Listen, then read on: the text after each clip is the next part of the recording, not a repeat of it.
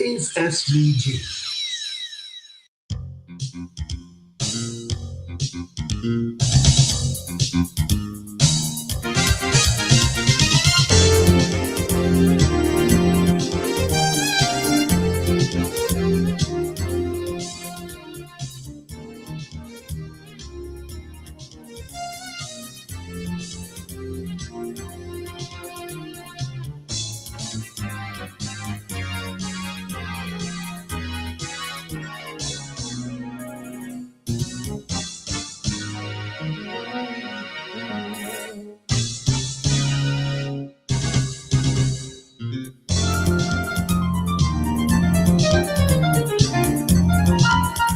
24 minutes on to 11 o'clock here in St. Vincent and the Grenadines. You're locked on to WEFM 99.9, the clean, fresh sound.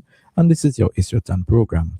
Remember, It's Your Turn is an interactive program. So the numbers to call are 457 9997 if you're calling from a local landline, 532 9997 if you're calling from a digital cell phone. Or you can send us a message or call us on WhatsApp at 457 9997. The It's Your Turn program is being hosted by Mr. Joel Providence and Mr. Philbert John. Good morning to you, Joel. Thank you very much, Kieran. Good morning, St. Vincent and the Grenadines. Good morning to you, wherever you may be in the world, listening to this program at this time. Today, as you mentioned, Kieran, is Sunday, December the 23rd, and this is the Christmas edition of Issue at Hand. Cecil Ryan is not with us today. He has seasonal obligations, and we wish him well in his undertakings today, but certainly you'd be listening. And we would expect him, of course, to comment on the quality of the program when we are through. So good morning, St. Vincent. Good morning to you, Mr. Philbert John. Good morning, sir. And good to be back on another edition of Issue at Hand. It's a beautiful Sunday, and we plan to engage you in another interesting discussion on quite a variety of issues. How has your season been, Pigeon, so far? I mean, what have you done? Have you been out for 9 mornings? Or? No, I'm limited in my mobility in terms of driving when it comes to the dark, particularly in the night. So I try to keep an eye on things using social media. Okay, we need to talk about that issue about driving in the night and so on, because I think it is something that impacts a lot of us, a lot of us, and it's an issue that we have raised on this program before, and I think now is as good a time as ever to raise it again. And so we can come to that because there's another matter that was raised by, I think it was the Minister of Education, Philip Jackson, in relation to the noise on public transport and so on. Particularly among school children. Particularly as it relates to transport and school children. So we can talk about that and so forth. But we have a number of things to talk about. And, we have just come out of the first ever VAT-free day, retail shopping day, that is, here in St. Vincent and the Grenadines. And I know that such an undertaking is also going to take place in St. Lucia on Tuesday. It has taken place elsewhere in the Caribbean before. So, but we can talk about St. Vincent and the Grenadines, and we will have persons who can speak definitively and with some degree of authority on the subject. And we'll speak about our guest in a short while. We also have our 9 mornings, unique to St. Vincent and the Grenadines, and we can't have an issue at hand at this time of the year without talking about 9 mornings. And there are other things as well we may wish to cover, and persons may want to call in. And we're going to open the lines a little bit earlier than usual. And persons may want to comment on the inaugural flight of Delta Airlines to St. Vincent and the Grenadines. We have the inaugural parliamentary session for this term, which is scheduled to take place this Tuesday in 2 days at Calico. And then we may wish to comment as well the first 3 weeks of the new Dr. Friday administration, or what has been happening generally. And there's this issue on the regional front that person may want to comment on in relation to the visa restrictions for nationals of Antigua and Dominica, and what has transpired since that declaration was made. I think it's on the 16th of December, a week ago. And so on, a number of things have happened, and leaders within the region have been making comments on the subject. And we may certainly wish to hear what persons' views are on the issue. There are other issues that person may wish to talk about, and so on, but it's a full program. It should be a great program. And we certainly invite the listeners to the program to participate in the best way that they know how. We know that persons are caught up with a number of things relating to Christmas, but certainly we really appreciate the fact that you will still take time to listen to this important radio talk show program. So maybe what we can say that is it's Christmas time. Maybe we can just get a little bit of music from one of our well-known recording artists. Christmas just around the corner. Many Vincentians are flocking the ports to clear their barrels, boxes, and other packages. Veteran Calypsonian and social commentator Carlton City Hall takes a candid look at one notable change in the behavior of some persons receiving Christmas barrels. Here's more. Here comes the sequel.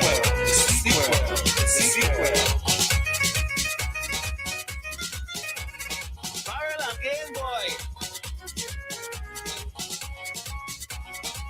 The barrels have arrived. 3 barrel. Listen. After all the quarrel, you clear your barrel for the Christmas. 3 barrel, 100 barrel. Send them your barrel every Christmas. Look how you're hiding from your neighbor. Oh no, you're keeping the barrel under cover. You and your selfish behavior. Christmas is a time to share, show someone you care. But the corned beef, the luncheon meat, the stay free, and the coffee. Share a little something with your neighbor. Yes, man. That's the message from above. Stop your selfish behavior. Oh, no. Share the barrel, spread more love. The Kool-Aid, the quenches, the red beans, and the sardines. The barrels have arrived. Remember your neighbor. Share the barrel. Share the barrel. Duty-free barrel sale. Now on to business. Get your cereal, chocolate chip cookie, peanut butter. Get your Welch's grape jelly. Listen, I don't mind you selling, but share a little something for the Christmas. Everybody's struggling, but love costs you nothing. It's a Christmas. We have to reach out to the needy. Oh, yes. Everybody know how things well hard. That's CP, Carlton CP Hall, a stable contributor to our 9 mornings celebrations every year. CP and persons like Lennox Bowman and the Bowmans and so on have been making good music for maybe decades now, P. John? Yes. And there are others as well and they've had a couple of new persons coming on the scene in recent times, and that is good because we thought that the soca artists would just limit themselves to Vincy Mas alone, but now we have more and more persons just stepping into new bunks, expanding their horizons, and I think the music is good, and I really would like to express my appreciation to persons like Lennox and Sippy and so on for their contribution over the years. But as we mentioned a short while ago, John, we have a lot of things to cover, and persons can feel free to call the number 457-9997 or 532-9997 if you're using a digital line. So feel free to call a little bit later in the program, and we'll advise when that will take place. But we have special guests with us to discuss on some specific issues. One relating to the VAT-free day and how things went in I was going to say in Kingston, but across St. Vincent and the Grenadines. And based on the information that is available now, maybe you can comment on that. And then we'll talk about 9 Mornings as well. And then we have someone else who can speak specifically to the organization and the activities that have been taking place so far for this year's 9 Mornings.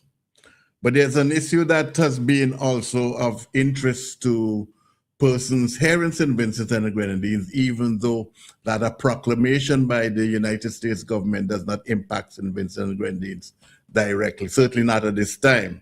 And it relates to the fact that there have been restrictions imposed on nationals of Antigua and Barbuda and Dominica with regard to the use and entry into the United States using the visas that would, the non-immigrant visas that would have been issued to them and which they actually now hold in their possession. And this certainly would have been of great concern to nationals of those 2 countries, as well as of Haiti. And but at the same time, it certainly reverberated throughout the Caribbean and so forth. But we understand that a number of things have happened since. And I know that the Prime Minister of Antigua, Gaston Brown, made some comments on the issue. And we heard about certain actions taken in relation to the Cuban medical missions in Antigua, and that there are plans to discontinue this program. One therefore assumes that it is linked to the proclamation of the action taken by the United States government, bearing in mind, of course, that we are aware that this matter was raised earlier in the Trump administration, and not just President Trump, but the Secretary of State, Marco Rubio, who is whose ancestral lineage is Cuban, and that they had made certain statements regarding what they considered to be abuse of Cuban medical professionals working in the in the Caribbean as a whole, and so forth. And there was certain reaction, but now we hear that the immediate response by the Prime Minister of Antigua and Barbuda is to indicate that the intention to discontinue that program. We also heard comments as well from the Prime Minister of Dominica on the matter, as we made the assumption based on the proclamation made that there's a link between that and the CBI program, and that the fact that neither Antigua nor Dominica in their CBI programs, that there's provision for residency visas. And that was the issue that was stated. But sometimes you have to go beyond what is actually stated to see what are the overall intentions and implications. Now, the Antigua par excellence diplomat, Ron Sanders, who is based in Washington, he made a statement. He did it last night or early this morning, but he made a statement to the effect that there has been some mending of fences on the issue now that Antiguans can now travel to the United States, those who hold U.S. visas. And I just want to read a section of a report that from Ron Sanders on the issue, and basically saying that according to Ron Sanders, with regard to new visa applications submitted after January 1st, 2026, these will be subject to new arrangements that are still to be worked out with several Caribbean countries, including Antigua and Barbuda. These arrangements relate specifically to the collection of biometric information of passport holders to ensure full compatibility with U.S. biometric systems. Sir Ronald Sanders said he wanted to emphasize that the process of gathering the biometric information will be no different than now applies to all Antigua and Barbuda citizens only the technology will change to align it with the US system. This alignment of biometric data systems will apply to all citizens of Antigua and Barbuda, including citizens by birth, citizens by descent, citizens by naturalization, and citizens by investment.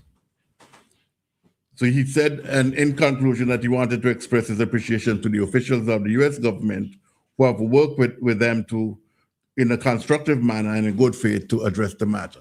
So for the time being, that the matter has been addressed to the reasonable satisfaction of citizens, particularly the visa holders, US visa holders, nationals of Antigua, at this particular point, but then still a number of things to be addressed and so forth. And you would like to imagine that these issues, as mentioned, the biometric information, yes, but there would be other issues, I believe, that will continue into the new year that will require further discussion. And it certainly would have implications for us here in St. Vincent and the Grenadines. I don't know if you have any comments on. I want to find out whether or not we know what biometrics entail.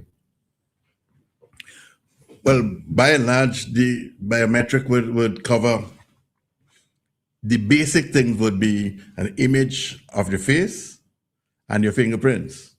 Basically those two, but there will be other things that can be included in biometric assessment or measurement, but basically it's taking images of your face and taking your fingerprints and so forth. So the passports that we have a chip in the passports that's supposed to indicate now that they are biometric information has been gathered, but what we have in our passports have to be in alignment with the technology that the United States have. So what is the difference in the technology and what is in play? I cannot tell you that right now, but that is basically what's involved. So it's again, it calls, I believe, P. John, for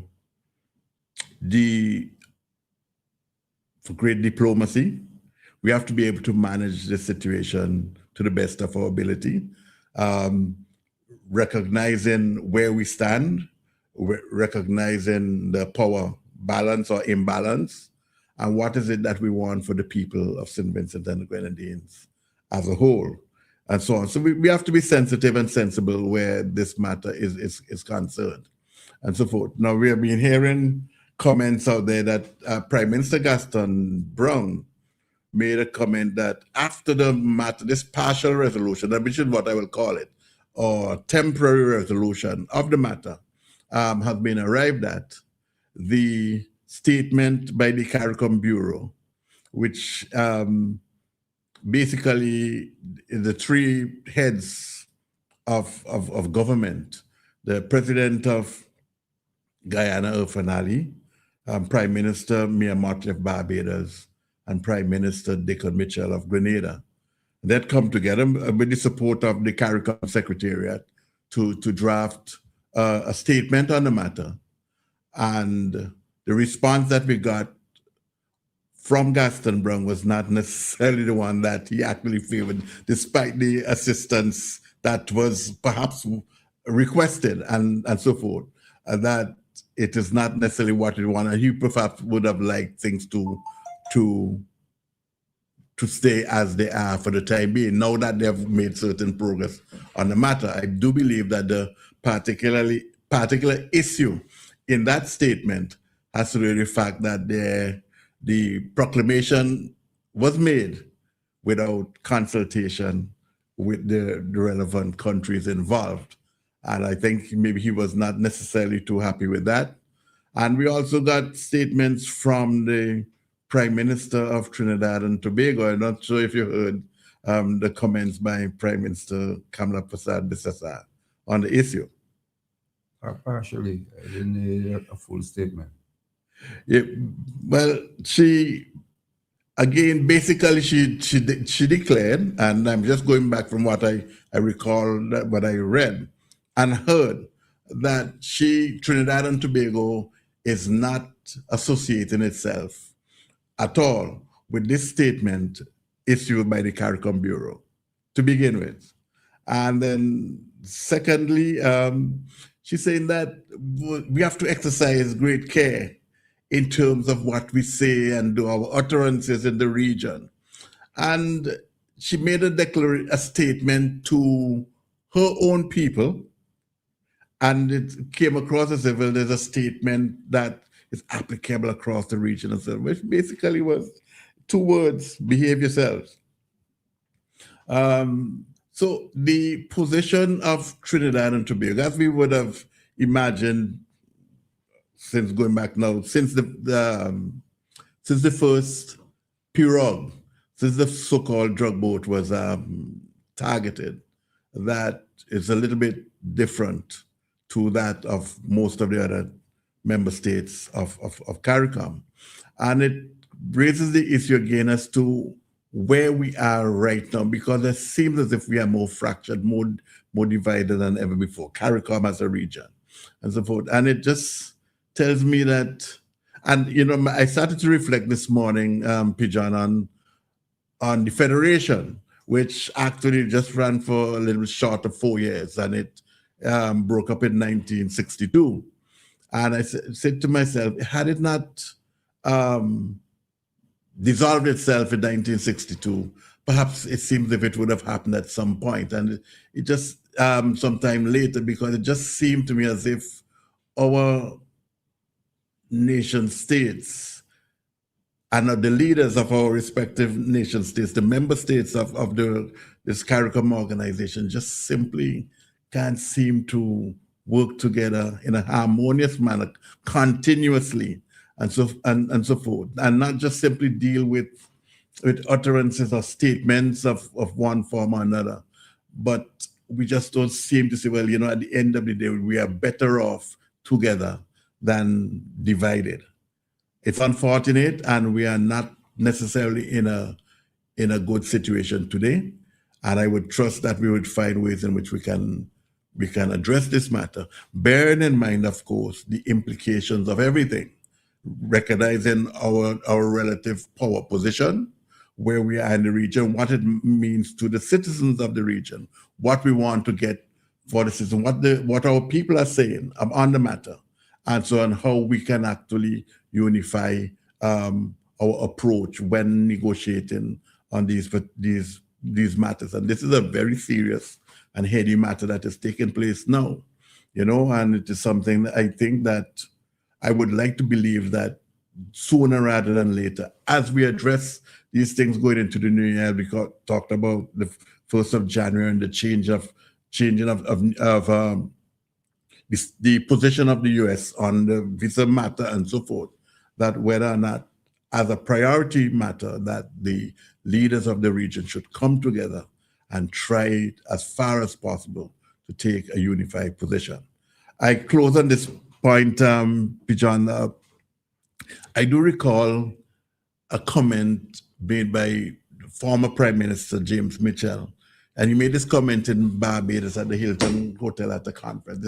This is going back to maybe 1990, and we were approaching the 1992 when the preferential access to the European market and so on was going to take a different direction for us. And then when he was speaking on the podium, and he struggled for a while in terms of his speech, he wanted a glass of water. So someone brought a glass of water for Prime Minister Mitchell. And then he took a sip of the water, and then he said, you know what? This is the problem with the Caribbean, water. And he went on to say that the water that separates us,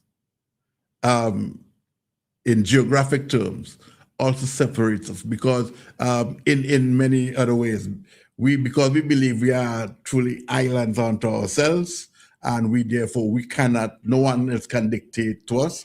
We the leaders of each island state will virtually have our say, regardless of what the position is of our neighboring states. And I think that is the point that he was making, and so forth. And And when you really think about it, if you go back through the recent history of the Caribbean and the issues and so forth, even today you hear about Tobago still every now and again talking about its own independence or separation from Trinidad. We've heard of issues before up in Antigua at one time, wanted to pull away from the OECS and so on because they felt that they were strong enough to have their own currency and so forth. Barbuda even have its own issues against Antigua. We knew before about Anguilla and St. Kitts and Nevis. We know even St. Vincent and the Grenadines, and we know of statements made as well here and so forth. But we just have to build not a geographic bridge, but we got to build bridges between our islands. Because at the end of the day, the Caribbean, that's how we are seen, and that's how it's been coming across the news in recent weeks and so forth, that we have recognized that we are better together than better divided.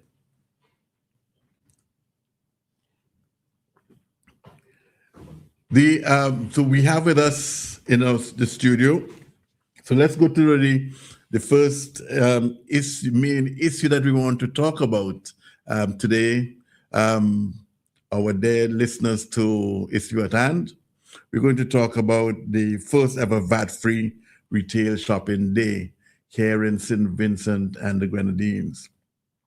And there are a number of persons have been commenting on this issue, this event, before it took place, on the day that it took place, which is Friday.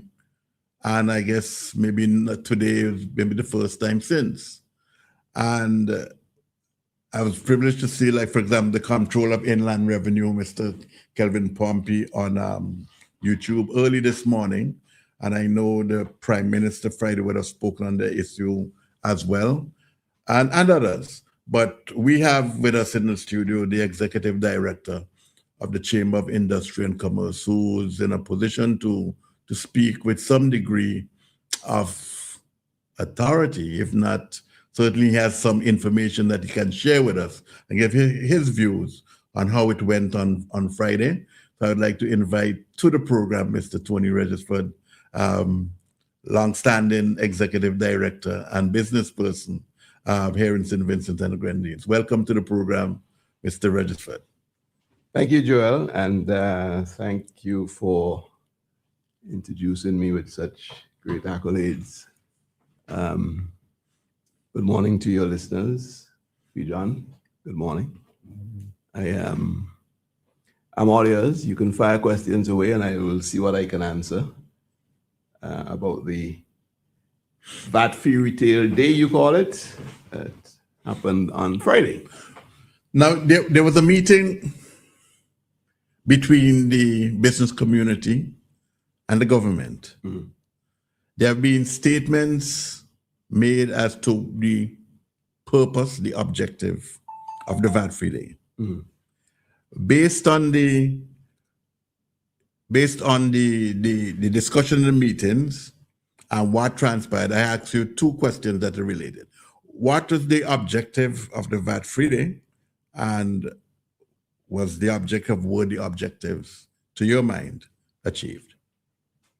Well, I think the government was quite clear on what the objective was, very simply to give the consumers a break and give businesses a chance to realize some increased sales. So it was a lot about giving from the side of the government. And I think that giving directly relates to the revenue that was given up, that being 16%. So on that day, all the sales that would have normally attracted or collected VAT was forfeited, for want of a better word.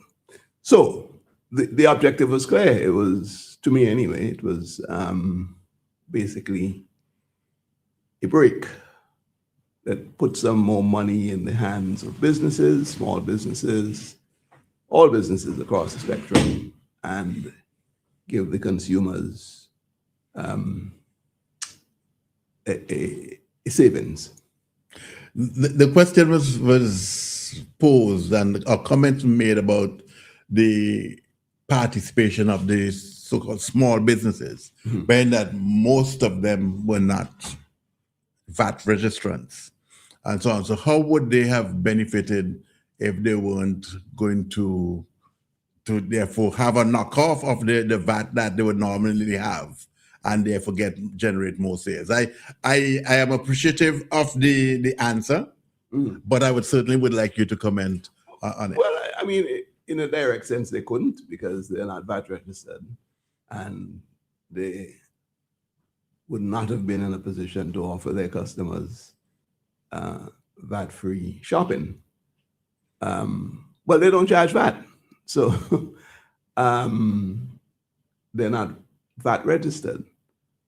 So the simple answer to that is, in a direct sense, they couldn't participate. They couldn't participate direct in terms of selling their products for 16%, say less, or then the 16% taken off, of their product. But I spoke with a few persons who would normally ply their business in Middle Street and in Kingstown and some others. And on Friday night, the person said to me that for them it was a success. Success meant that they generated greater sales. So even though that maybe their prices weren't changed, the volume of persons in Kingstown and so on who would have been buying the items normally, the shoppers, that they got benefits as well of the day. Absolutely. And I would add to that, I would tell you that with my polling of 6 or 7 businesses, major businesses, those are the ones I gathered the information from to come and talk to you today. Even on Saturday, the momentum continued. So I'm just really bearing out your point. The shopping momentum, because of the VAT break, was on Friday. The businesses that didn't participate, as you mentioned, because of the volume of people in town, because of the spirit of the shopping, the momentum that was going on. Clearly, there was a knock-on effect for them. But interestingly, Saturday, which was not VAT-free, but the day after the VAT-free, businesses, at least those that I spoke to, reported a sort of intensity in sales and shoppers that they don't normally see. So it's an interesting phenomenon, right? What was created drove over, even without the discount, into that sort of momentum. I also suspect that there were people who came on Saturday who normally would have gone on Friday, but didn't want to be part of the pandemonium in some cases. And maybe that's what some of these businesses are observing as well. Okay, this morning before coming to the radio station, I had to go into a particular hardware store in Adamsville. I don't think I necessarily need to advertise the name of but it's not hard to know which is the best hardware store in Adamsville. And I got there maybe like 2 or 3 minutes after 9. It opens at 9 o'clock and so forth. By the time I picked up the couple items that I wanted and so forth, there was a long line. Right. Yes, in front of the cashier. Right. So there probably a couple of things happening there, Joel. It's Christmas. Let's not forget that. And generally, especially for hardwares, I think sales increase. People are doing things around the house, little renovation, painting, etc. So that, we'll have to compare the graph with. We'll have to do a comparison with what it would normally have been last year or a couple of years before. So there might be that, but I also believe that the VAT-free generated some momentum. Shoppers are spirited and in good moods, and they're out there shopping. Yeah, I have spent 27, 28 years involved in providing or selling goods to persons at Christmas time.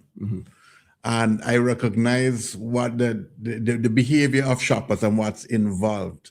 It is not just a transaction of someone coming in to buy a can of paint or to buy something for the bathroom or a new fixture. It is really and truly what they're engaged in are projects. So they have projects and so forth. And the project, to get all the things that they need for a particular project, some not expansive, some not so expansive, would not necessarily be done in one day. Because you may need to go from one place to another. Or you may not, you will buy in a sequential manner. So you'll buy certain things first, and then you go on to the next. Right. That is why, for example, I found that our sales, my past employer, that after Christmas, Still continue. it's still, after Boxing Day, the 27th, the 28th, we're still selling paint in significant volumes and so forth. So it doesn't surprise me now that, as you just said, that once there's this trigger that creates a particular momentum and drive, then that it is going to continue to a point. I listened to, on YouTube this morning, quite early, some interviews conducted by Kenton Chance for Eyewitness News, and he was moving around Kingston on a Friday and speaking about persons, and he asked more or less the same questions to a number of different persons to get the consistency in the feedback. And the person said, "Well, did you save? How much did you save?" And funny enough, I heard 2 or 3 persons said the same figure, that they save about $200, and one person said $450 and so forth. Right. And then, what are you going to do with your savings? That was the next question. And then they said that they are going to other locations to spend their savings to get other things and so on. So the actual, as a result, what is happening is that the spend is going to be greater, I do believe. Certain, because people spend what they have, and that the question of savings doesn't necessarily come into play per se, but that persons can get more products for the cash or money that they have in the pocket. It's the value. They don't take the money and hold it. They take the savings and they spend it. And I think that works across all retail disciplines. And also, I mean, I have a telecoms background, and I can tell you that we used to look at voice traffic, and over time, various times of the day. And the elastic nature of that is that sometimes you could afford to cut your rates half, 75% sometimes, for a specific period of time over the weekend, maybe, or what have you. And it's not that people use the savings to do other things. They use the savings to talk. So, so you get the money anyway. You just take longer to collect it. Okay. Do we have any mechanism for collecting data to measure the overall impact of a VAT-free day? Or just anecdotal? I hope not, Peter. I think the Income Tax Department, the Inland Revenue Department, will certainly be studying this thing as empirically as they can, so that they can measure the impact of what revenues may have been forfeited, for want of a better word. B,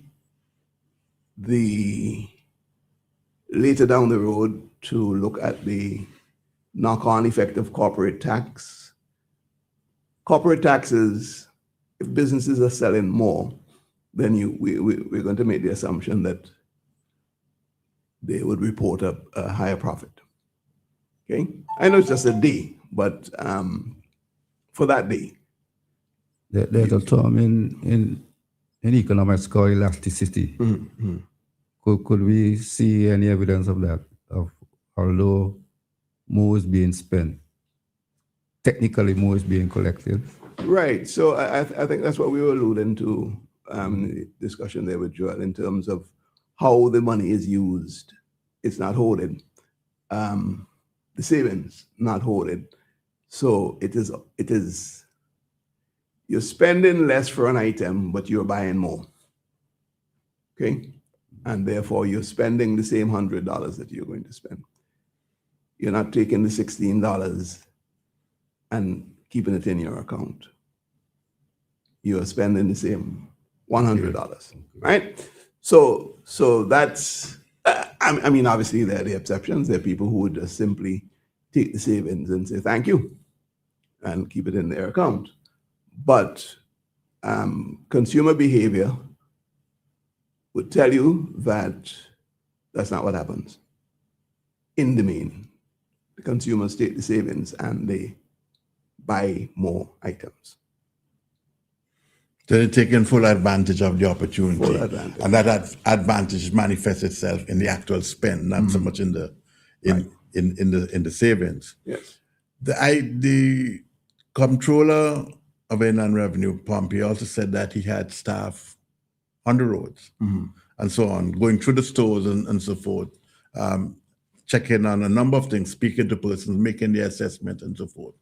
But the full assessment, to respond to comment on the question that Pigeon posed, we would not know fully until maybe mid to, let's say, the third week in January, because I think the deadline in terms of the submission, the payment of the VAT overall is the 15th of the following month. Yeah, but certainly, Joel, I think Mr. Pompey and his staff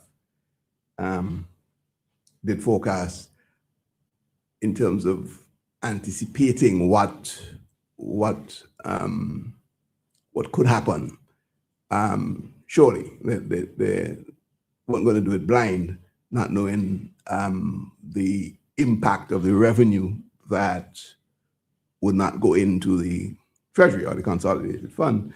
I think at the same meeting you spoke about that the government had with the private sector, Mr. Pompey, I think I heard him saying that they had looked at an average spend, how many households, what the average spend is, what they're likely to spend on that day. And I saw the back of the envelope calculation of what VAT savings the consumer in the aggregate sense would get on that day, that 24-hour period. And therefore, how much revenues related to that would not be collected on that day. So they did a forecast, certainly. So they must have models, templates that they're using. And I guess it's just more of that sort of work with the actual data now. Yes, and so on. And then you need to take an extended period, not just the VAT-free day itself, but several days before, several days after, and then you make the comparisons with the similar period of the prior year as well to see how things are going. Right. But I would say to you, and you mentioned about speaking with 5 or 6 of the leading firms and so on, but I'd speaking with supervisors and cashiers in a couple of locations, that person actually said to me that this has been the best ever in a day's taken, and so forth, which says something. But of course, naturally, you would appreciate the fact that some places actually opened that earlier and went later. They went, and some person, they worked from say 7 a.m. on right until 8, 9 o'clock. In fact, that supermarkets that are open until 10. Will it impact wages? Well, it has to. It has. Well, I would like to think that it must impact wages in this that those persons who work the extra hours will be paid overtime, and they'll get laws. The laws to cover that. Laws have to be followed. And in addition to that, sometimes you might, certainly a company with which I was associated would also, in addition to the overtime, still add on something extra onto that and make sure that their breaks are taken and their meals are provided and all that kind of thing. So yes, you would say that there is an an expense, but relatively speaking, but when you net it out in terms of the net operating revenue for the day, it should be better. Positive, yeah. Ultimately better. Well, if you would permit me, I'm allowed to call the names anyway. It's not advertising. The companies that I surveyed, your former employer, Careers Trading, which includes the hardware, Ace, the car parts department, City Store, Ocado, which was the foods division of Careers, is now Ocado, Massey Stores, CK Graves, Facey Trading, Lanes, Coates, Singer. So that's the extent of my information gathering. They're significant players, retail operations, and they cover food, which was going to always be a big item on the VAT-free day. Hardware, as you mentioned, light and heavy hardware, and appliances. So I think we have those areas covered or represented by the companies that I spoke to. All companies experience an uplift in sales, significant. In some cases, quadruple, comparatively speaking to, I'm trying to avoid calling names at this point, but there's a company that offers a Black Friday type event. And it's not Coates, okay? Mm-hmm. It's another one that offers a Black Friday event. So they were comparing it with their regular Black Friday. And they said in comparison to their Black Friday, which is fairly aggressive, I think even more aggressive in some cases than the 16%, but it's item specific, which is different. It's not across the board, okay? But in the aggregate sense, that CEO was saying that, look, this was upwards to quadruple what they did on a normal Black Friday. So they really... You realize that what you're really saying there, that you're not talking about a 40% increase in sale. You're not talking about 100%. You're not talking 400%. 2 times. You're not talking 3. You're talking 4 times. Yeah, 400%. So that if, for example, this store does $30,000 on a good Black Friday, right? You're saying that it did $120,000. $120,000. Yeah. That's well, that particular store anyway. That's was what it felt like to them. Have they crunched the actual numbers? I'm not sure, because I spoke to that person on Saturday morning. I don't think that there was enough time to really crunch the numbers, but I'm sure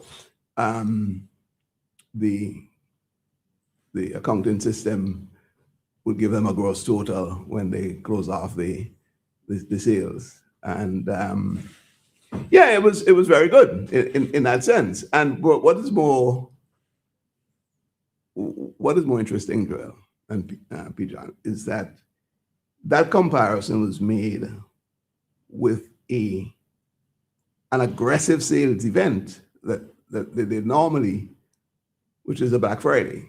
Black Friday is an aggressive sales event. True to say, like I said, it's item specific. So you're not going to get, you get varying percentages based on the item you're buying, as opposed to this one being across the board on the vatable items. So I found that interesting. But some persons, Tony, some firms actually had, in addition to the 16% concession on the VAT, that they had their regular sales, right? So which those continued. Lanes stands out of this one. And well, CK Graves normally has a Christmas promotion, a Christmas discount, but I'll get to CK Graves just now. Lanes continued their 9-day promotion with their up to 16% on items. So they had that. coupled with the VAT. So if you do it in a simple arithmetic way, that's 32%, right? Fairly good. Very good. So the consumers were able to take full advantage of that. In the case of CK Graves, let's look at them. They normally have their promotion, their discount in the Christmas season. So that still remained. But additionally, what people were doing, and this is what the report I got from them, they chose Friday to redeem their points that they accumulated over the period of their shopping. So they were taking advantage of the store discount. They did the redemption of their points, and they got the VAT 16%. So they cashed everything in. That was like a triple treat. So that was, consumer behavior is very interesting, Joe, as you would know, and it's a complete field of study. Psychology that drives shopping is the perception of value. And I use the word perception. Yes. It's the perception of value. If you can hype that enough, you will get this other shopping momentum that you need. And that's why the world of advertising is huge, because that's what you try to do. You try to hype the perception of value. That is not to say that you don't actually have to deliver value as well, because over time you have a reputational issue. Okay, but it's interesting. Consumers actually planned for this. I'm going to go into CK Graves. I'm going to choose now to cash in my points. They planned, meaning that some of them went to visit their locations that look at the items that they wanted to buy prior to the Friday. All of that. Who else benefited, Tony, from that, other than the firms and so on? What about the van drivers and some, because the number of trips and so on they would have made and all that? Yeah, the buzz certainly helped people in the food business.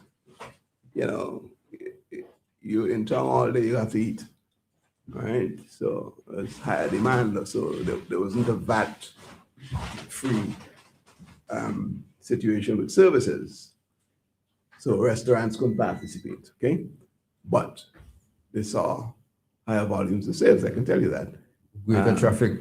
Greater traffic. You generate greater traffic. So that's one example of people who benefited. The transportation sector, people who are involved in moving people from A to B. There's a lot of traffic congestion though on the downside. I have to tell you that, for example, Massey and Annisville were affected in terms of what they could have done. People trying to get to them in Annisville. The shopping profile for Massey is different in Kingstown than it is in Annisville, right? I'm talking about the hours. So Annisville tends to have a higher or more of a peak in the evening. People coming out of town, okay? But if they're stuck in Kingstown, stuck in traffic, you can see the issue there. So there were some roadblocks in the system, for want of a better word. I don't know how those could have been avoided. But yes, more traffic, Joel, meant more people were spending, more people were in the mood to spend. So apart from the stores that benefited directly, I can speak about the food business for sure, because I know that. You mentioned transportation, but I'm sure there were others that were along the conveyor belt to, yes, to pick up what was dropping off. You mentioned the downside a short while ago. Are there any other things any cons to the day? and the event. And if there's anything we could do better next time. Well, let me talk about pilfering and supermarket business. Okay, this is an ongoing management issue, and the more crowded your aisles are, the more exposed you are. That's logical. Okay, we cannot sit here and pretend that people don't pilfer. They do. They do, and I know of one supermarket that reports to me that it really is a problem on an ongoing basis that they have to manage. So you'd imagine on that VAT-free day with crowded aisles, that activity may have picked up as well. I don't have the evidence, the hard evidence of that, but it's a concern. I'm just expressing it. It came off as a concern. Is that a downside? Of course, for that particular business, yes. It is a downside. The network, and I'm talking about the internet now, seemed to have held up. It was one that was creating some anxiety for the cash points that were going to deal with credit and debit cards, right? Right. Okay. I know one store, Ace, for example, had 2 cashiers dedicated to digital transactions. And I like that because it's a thing that I keep promoting all the time. That held up. It seemed to have held up.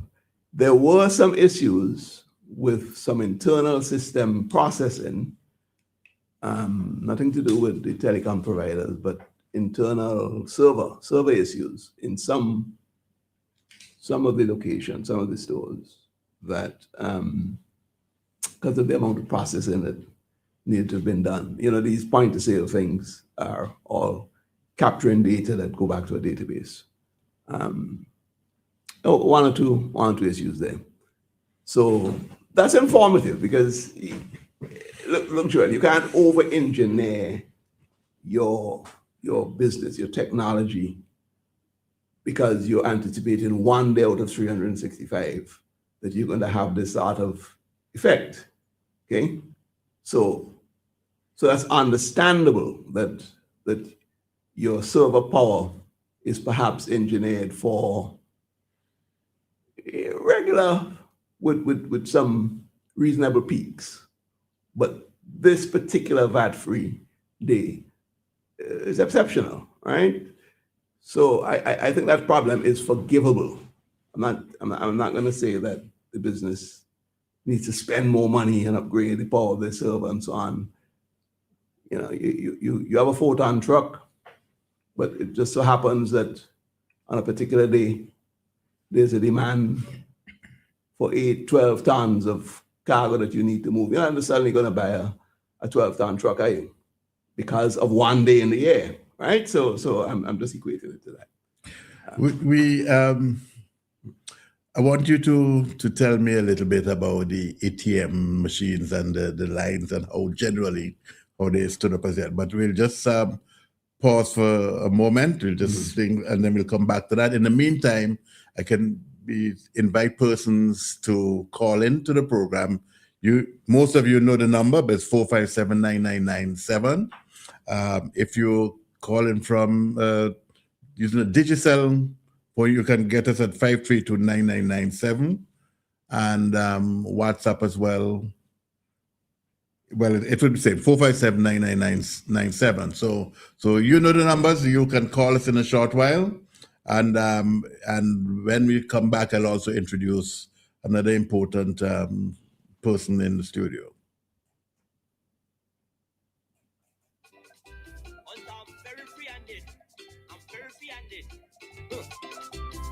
You leave your woman home, go straight abroad, things getting hard. Your woman calling me Santa Claus, Santa Claus. I go find a woman for you, for the Christmas. This year brand new baby, for the Christmas. Santa Claus, Santa Claus. Yes, I will. If she want a brand new stove, yes, I will. If she want a brand new fridge, yes, I will. If she want a ham, yes, I will.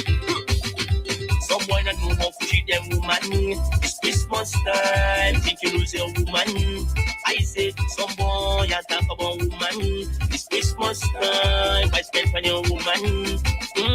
As if you don't like work, you want follow she. When Christmas time come round, she want spend go street. She call me Santa Claus, we give she money. She call me Santa Claus, we give she Santa Claus, Santa Claus. For you, for the Christmas. That's Ozari with his Yes I Will. So welcome back to Issue at Hand for this is our Christmas edition. So we have to play some good Christmas music, and I'm sure that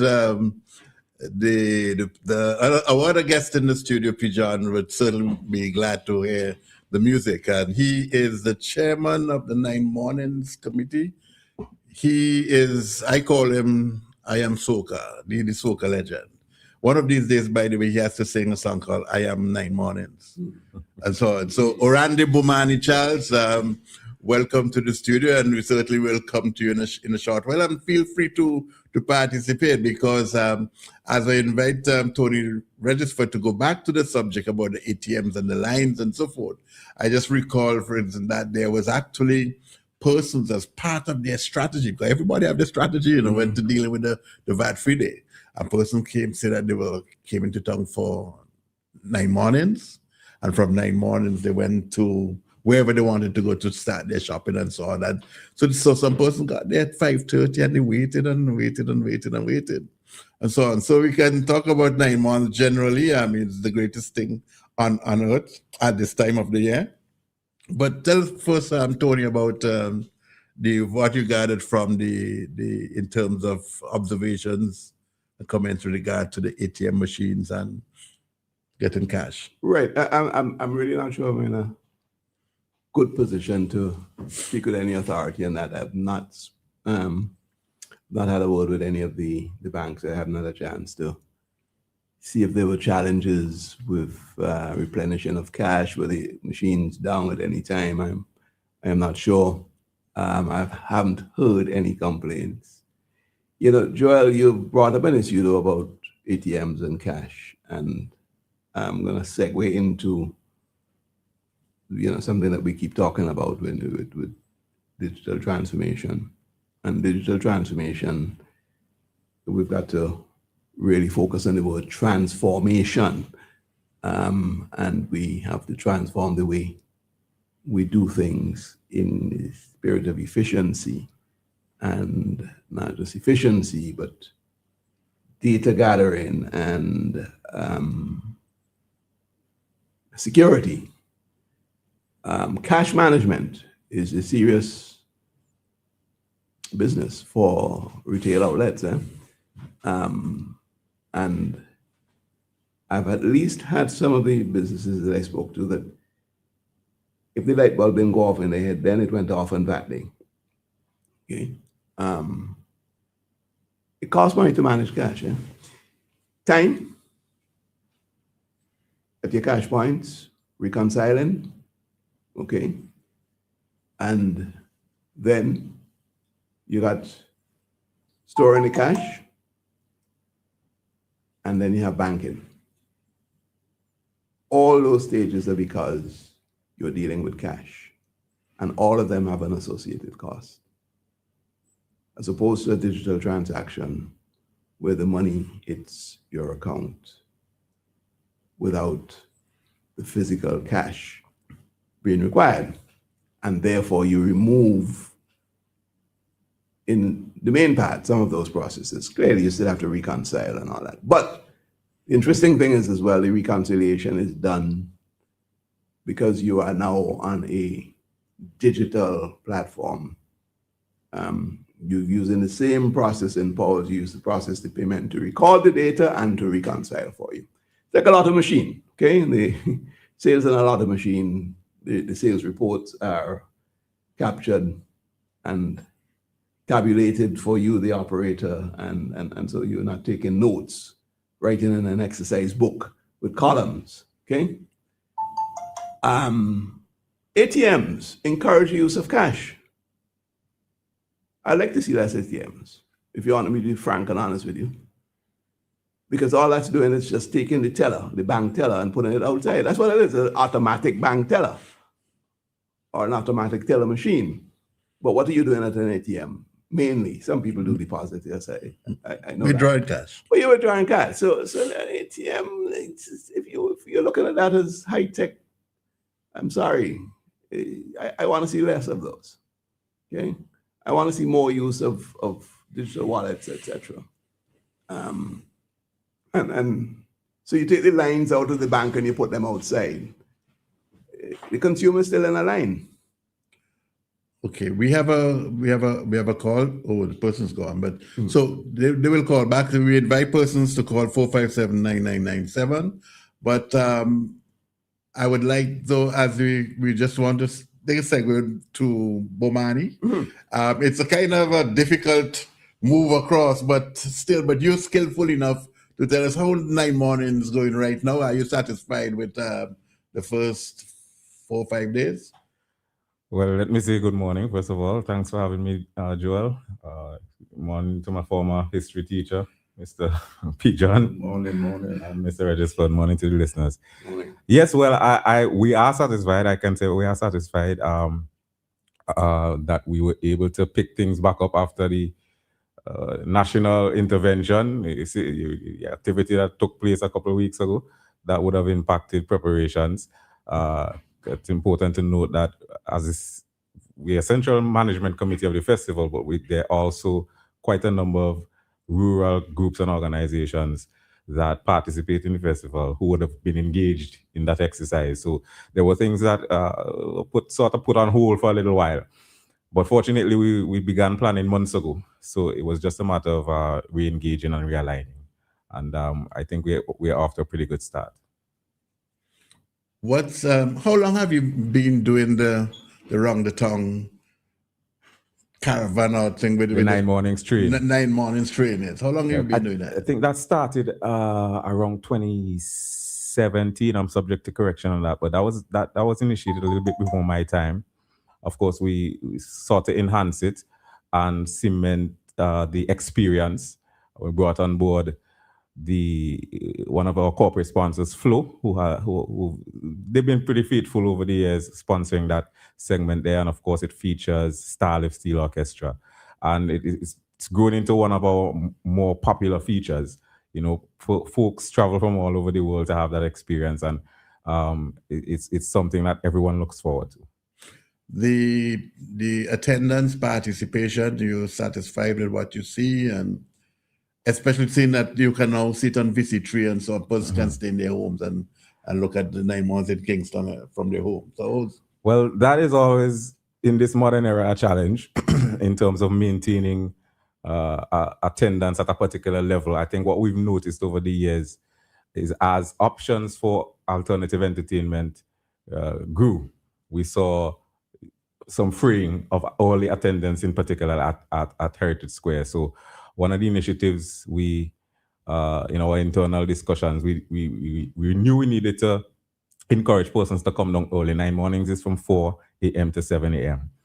And when persons go to a party the night before or they go to another activity the night before, they started turning up a bit later and later. So you saw the crowds building up around 5-ish and so on. That's not what we wanted. We wanted, a good, decent turnout at 4 a.m.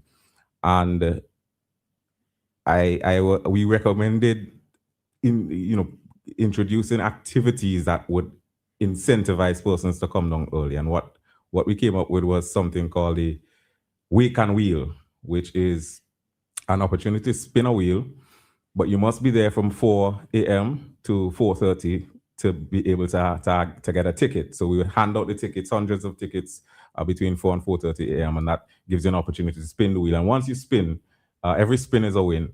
And the prize is going to range from anything from a pencil to a fridge, So I think that has worked. I witnessed persons coming on. I think it was Friday night. It was pouring rain. There were umbrellas everywhere. So there was a clear there was a positive result in that. From a pencil to a what? To a refrigerator. From a pencil to a refrigerator. You can win any. I mean, we put everything on the wheel. There's small appliances. There's hotel stays, dinner for two.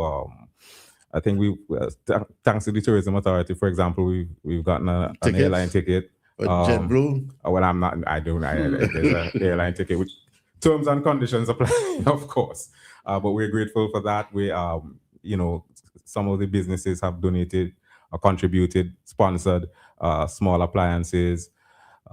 Service providers have sponsored opportunities to be part of their businesses. So it's grown in various dimensions, and I think it's served its purpose of attracting persons to come out a bit earlier. There's this debate as to whether or not 9 Mornings is a secular or religious festival. Where does the committee stand on that? I think the committee recognizes the connection to religious origins. There were, and Joel, you could bear me out as a former member of the committee. There were 2 separate research papers published by 2 of our distinguished historians, Dr. Adrian Fraser and the late Dr. Edgar Adams. And interestingly enough, I think they arrived at similar conclusions, that there was a connection to the Catholic novena in the 1800s, where and back then there was a clear class structure. And Pigeon, you taught me history. There was a clear class structure. So this, persons of the quote unquote peasantry were not allowed into the Catholic Church. And being as creative as we were, we came up with different ways of participating in that. So that is the connection to the religious component of the festival. I am not sure where this, I've seen comments made, but I think I don't even think you have to go too deep into the historical context. I think you just have to apply, why don't we have 9 Mornings in January, February, March, April, May, June, like August, September, October, November. We have it in December, and it happens to be, 9 days before what date? December 25th. December 25th is known as, in the Western world, as the date celebrated by Christians as the birth of Christ. So historically, there's a connection. Of course, different eras have treated it differently over years, and it's come to reflect, what's popular culturally, societally in different eras. But I think we've strived to maintain connection and a balance so that there's something for everybody. There's some religious experience, there's some quote unquote secular experience, there's some cultural experience. I think the important thing is to ensure that it remains wholesome and attractive to, family, children, because that's how it perpetuates. It's the experience of the kids over the years. Remember, this is something that happens nowhere else in the world. Some have tried, but I think it has to be in your cultural DNA to be able to get up at 3:30, 4 o'clock in the morning from different communities and go and ride bikes and come out into the cold weather, the rain. That's something that we do in St. Vincent and the Grenadines, and from how we've been able to develop this festival. Do you still have the same number of communities participating? Have the numbers declined? Have they increased? What's it like around the country? Well, I've noticed over the years it fluctuates. It tends to fluctuate depending on what's taking place. And for example, because as I mentioned earlier, because a lot of the groups and organizations in the various communities participate in other activities, they too would be affected. So for instance, when you had, we saw a decline when we had the COVID, we saw a decline when we had the hurricane, the volcanic eruption. Of course, this year, persons were involved in elections and so on. So there was a bit of a dip. But on average, I think we've gone as high as 60-something different communities. We hover around 53, 54 odd, thereabout. Okay. What's your association with what takes place at the Botanic Gardens? Well, Botanical Gardens, 9 nights, they actually celebrated 10 years this season. For 8 of those years, I would have been involved as chair of the 9 Mornings Committee with an automatic seat on that 9 Nights Committee as well.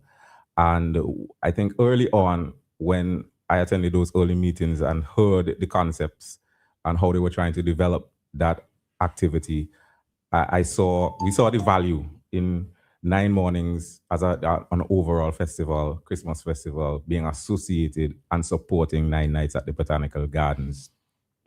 Not just for the spectacle, but for, as I often say, as a contributing activity to the overall Christmas experience in St. Vincent and the Grenadines, where we provide options for persons to get involved and attend activities, whether it's mornings or evening activities. And we saw the wisdom in increasing the financial support to help them to, purchase more lights and have more activities and direct resources and even further sponsorship into that from other businesses into 9 Nights. And it's definitely, I'm very proud of for watched it grow over those last 8 years to now become, it has become now one of feature attractions for Christmas in St. Vincent and the Grenadines. There are persons who are calling on this program who said that they are a little bit concerned about the welfare of the animals at the Botanic Gardens, given the activity of the 9 Nights festival that takes place there. How do you respond? How do persons on the committee respond, especially those persons who are involved in actually taking care of the animals and so on? So what's the thinking? Well, I think that question may be better directed to the curator there at the Botanical Gardens. I think there may be some legitimacy to the concerns. I have not sufficiently studied that matter, the effects of sound and lights on animals and so on, and there may be some requirement to do an overall assessment to see how best we can move forward with that activity. But it's a call that has to be made by wider society, and you have to look at what the trade-off is. Do we cancel the entire activity at the Botanical Gardens if we discover that the animals are dying, for example? That's something that we have to consider. Or how do we make comparisons between lightning strikes, for example, or natural disturbing disasters or activities in comparison to a man-made activity having similar effects on the animals? So these conversations, I think, could be had. I'm sure there are persons who are deeply, their convictions are very deep regarding the safety of animals and so on. But I think we should have that conversation. Okay, good. All right, so the number to call again, please call now. We've had Bob Manny, we've had to give him a chance to speak. He hasn't covered all the issues, but certainly we have had to give him some time to speak on the issue. But this is the last Sunday before Christmas, and certainly there will be no 9 Mornings to talk about in its current state next week. So we have Tony Regisford, Executive Director of the Chamber of Industry and Commerce, with us, and there's still a few things to answer. One of the questions that is posed to you by WhatsApp, Tony, is whether or not we have an appreciation of the fact of persons who would have taken out loans just so that they can spend, shop and on Friday gone, on the VAT-free day.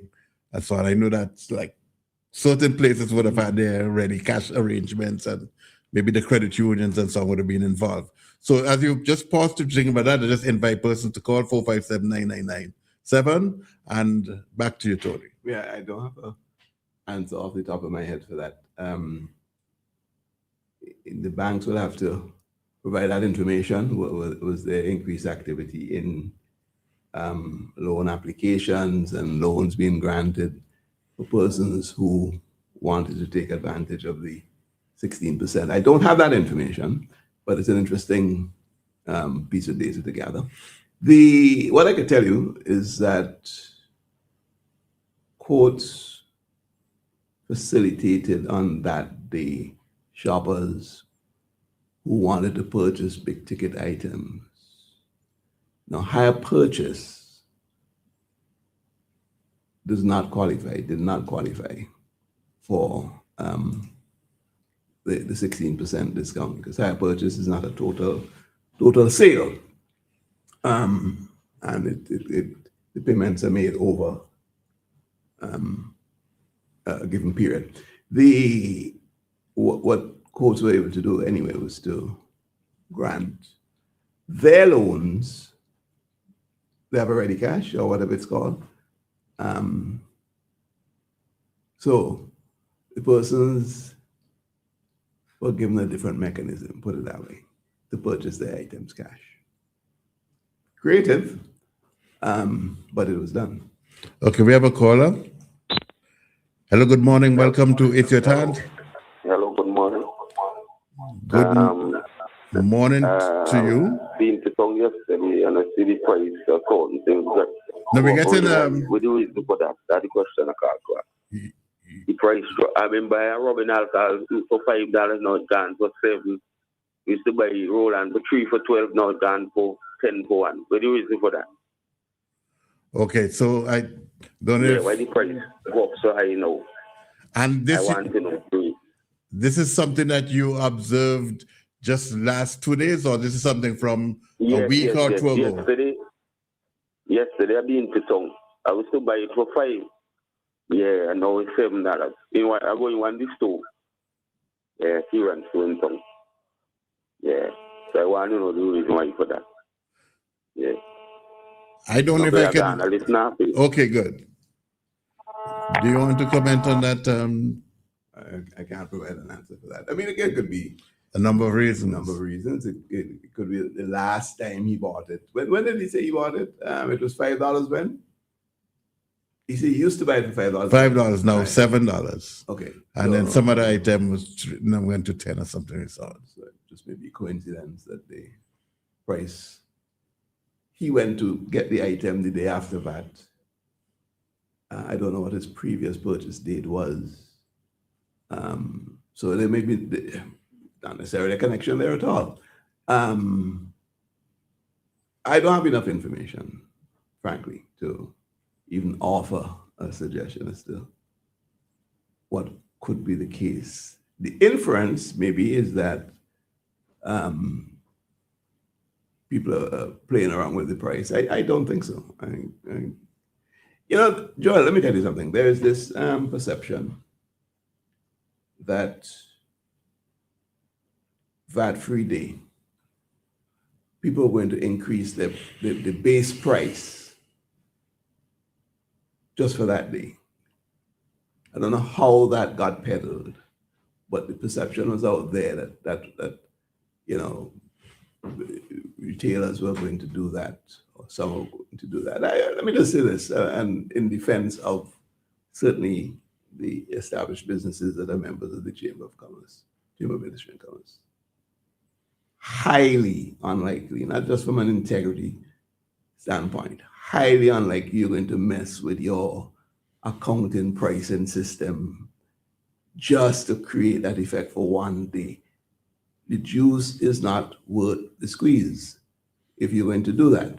It's just not a productive exercise. You're not going to realize any great gains by doing that.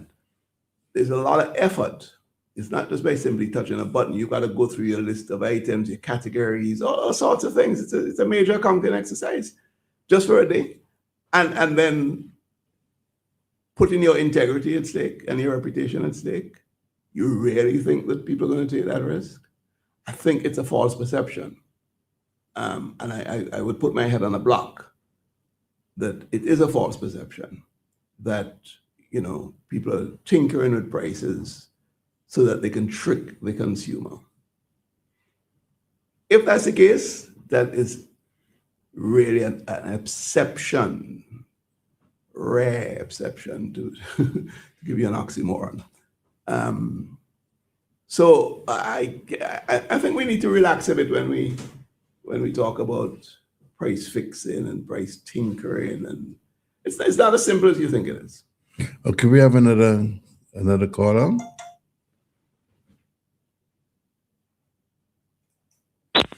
Hello, good morning. Welcome to It's Your Turn. Yeah, good morning. Good morning to you. Question: Do the VAT portion comes off before you actually purchase the item, or do it came off while you purchase it? Well, maybe you may want to speak on that, but if you have the point of sale system and the point of sale system that is there, virtually that you zero the code that speaks to the tax to be imposed is zeroed, right? So it's not applied on that particular day. So that's how I know it is supposed to work. Yes. So it's not there at all. So the reason why I asked, I went and checked on an item like the Monday or the Tuesday, I think it was. The price they gave me is the same price I paid for it at the counter on Friday. Depends on the status of the item. I don't know what item it is. Maybe it would have already been VAT free or VAT exempt. I don't know what item it is. Okay, well, I could tell you what the item. The item is building materials. Well, I mean, if the store was participating, let me just say this, right? The VAT free shopping day was participatory, voluntary. You didn't have to participate if you didn't want to. Okay, that's the first thing. It was made clear up front that stores were allowed to participate. That's what I was told. Okay, voluntary. So that's the first thing I would say. Clearly, there's no advantage to a store not participating if they could have, simply because the VAT does not belong to them, so they're not giving up anything. So there's nothing to gain by not participating. Okay. Yeah, well, that's what I'm saying too. For example, like the toilet, things like that nature. Mm-hmm. That's what I'm talking about. Yeah. So I was kind of confused. I mean, I was looking for the 16% off there, but I didn't get it. But I didn't know. I didn't know. So you I didn't ask no question or anything like that. The store ordinarily charges the VAT on items that they sell. Most items, if it is a hardware store. Yeah. Right. And then you bought the item? Yeah, I did. And then what did it say on the bill or the receipt in relation to the VAT? Did it say VAT zero? Yeah, well, that's why I didn't question the cashier, because I see it said zero tax, zero VAT. Yeah. And you knew that the price that you paid was the same registered price, the listed price from before? Yeah, that I asked. Yeah. Well, 2-3 days before. Yeah. And based on observation, you didn't want to raise the issue with the cashier at the time? No, because I see the receipt said zero. So I didn't even say, well, look, I came in the store before and I checked it. But I mean. All right, but maybe still be useful just in case at some point, keep the receipt and return to the store, speak to the manager and say, well, what is happening based on, and maybe they'll tell you, well, they may give you good reason as to what transpired or whether or not they made an error. Right? So I would suggest that you go back to them. That's okay. All right. Okay. All right. Okay. Yeah, Thank you very much for calling. All right.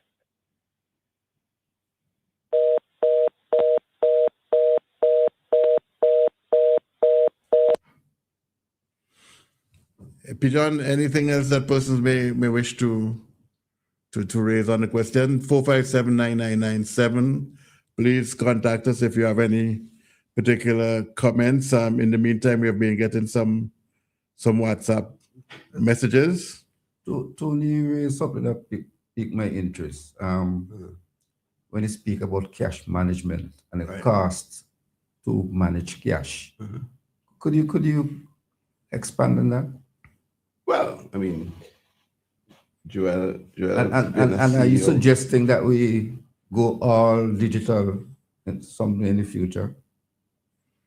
Cash will always be required for many reasons. However, what I'm suggesting is that it's easier for a business and easier for the consumer to be exchanging digital money for goods. You, Pijan, don't have to carry around $1,000 if you're going to go and buy an item for $1,000 this morning. You'll be nervous, you're there checking your pocket every time to see if your envelope fall out your pocket, and so on. You have $1,000 of cash on you. That if you're going to do that transaction digitally, you won't have that anxiety. Okay, that's the first thing. I'm just using a simple example. It's risky to carry cash because it can be stolen from you. It's tangible. It's something that you can touch, feel, and it has value, right? So for the business has the same issues. Cash lying about can be stolen. It can be stolen from your employees, and it can be stolen from people who have not so good intentions. They want to break in and rob you, okay? And therefore, cash is a risk. So that's the first thing. Secondly, you have the business of counting cash to reconcile. You can't automate that. I know they've had kind of mechanical machines that sort bills and will. You see them at banks when they're checking notes, okay? But the not having to count cash is also an exercise that you would save yourself. Then the banking, you've got to get the money from your premises to the bank. That's time, effort, and cost, okay? So from that standpoint, yes, we need to move away from cash. Less cash. Then think about it, Pijan. If I'm a retailer, you come to shop by me. You offer me $75 in cash for the goods. Unless I write down your information or you're using some other thing where I can get your information, your name, your date of birth, blah, blah, blah, blah. I have no data on that transaction about my shopper. So I can't profile you over a period. I can't know that Pijan likes to come and buy this particular item. He buys 6 of them every 4 weeks, okay? So then maybe after 3 months, I can give him something back. I can look at the data and say, hey, Pijan's been a good supporter of this item. Let me give him back something as a discount. I can be more creative in the way I give my customers value. If I have data on my customers, on their shopping profile, you don't capture that with cash. You don't. $50 from you and $50 from Joel Providence does not have a signature on it that says this is Joel's $50 and this is your $50. It's all huddled together with no identity. I have no record. Okay? I'm also thinking you could reverse transaction depending on how it went. If you lose a $50, that's it, you lost it. You lost it. It's gone. But if it's...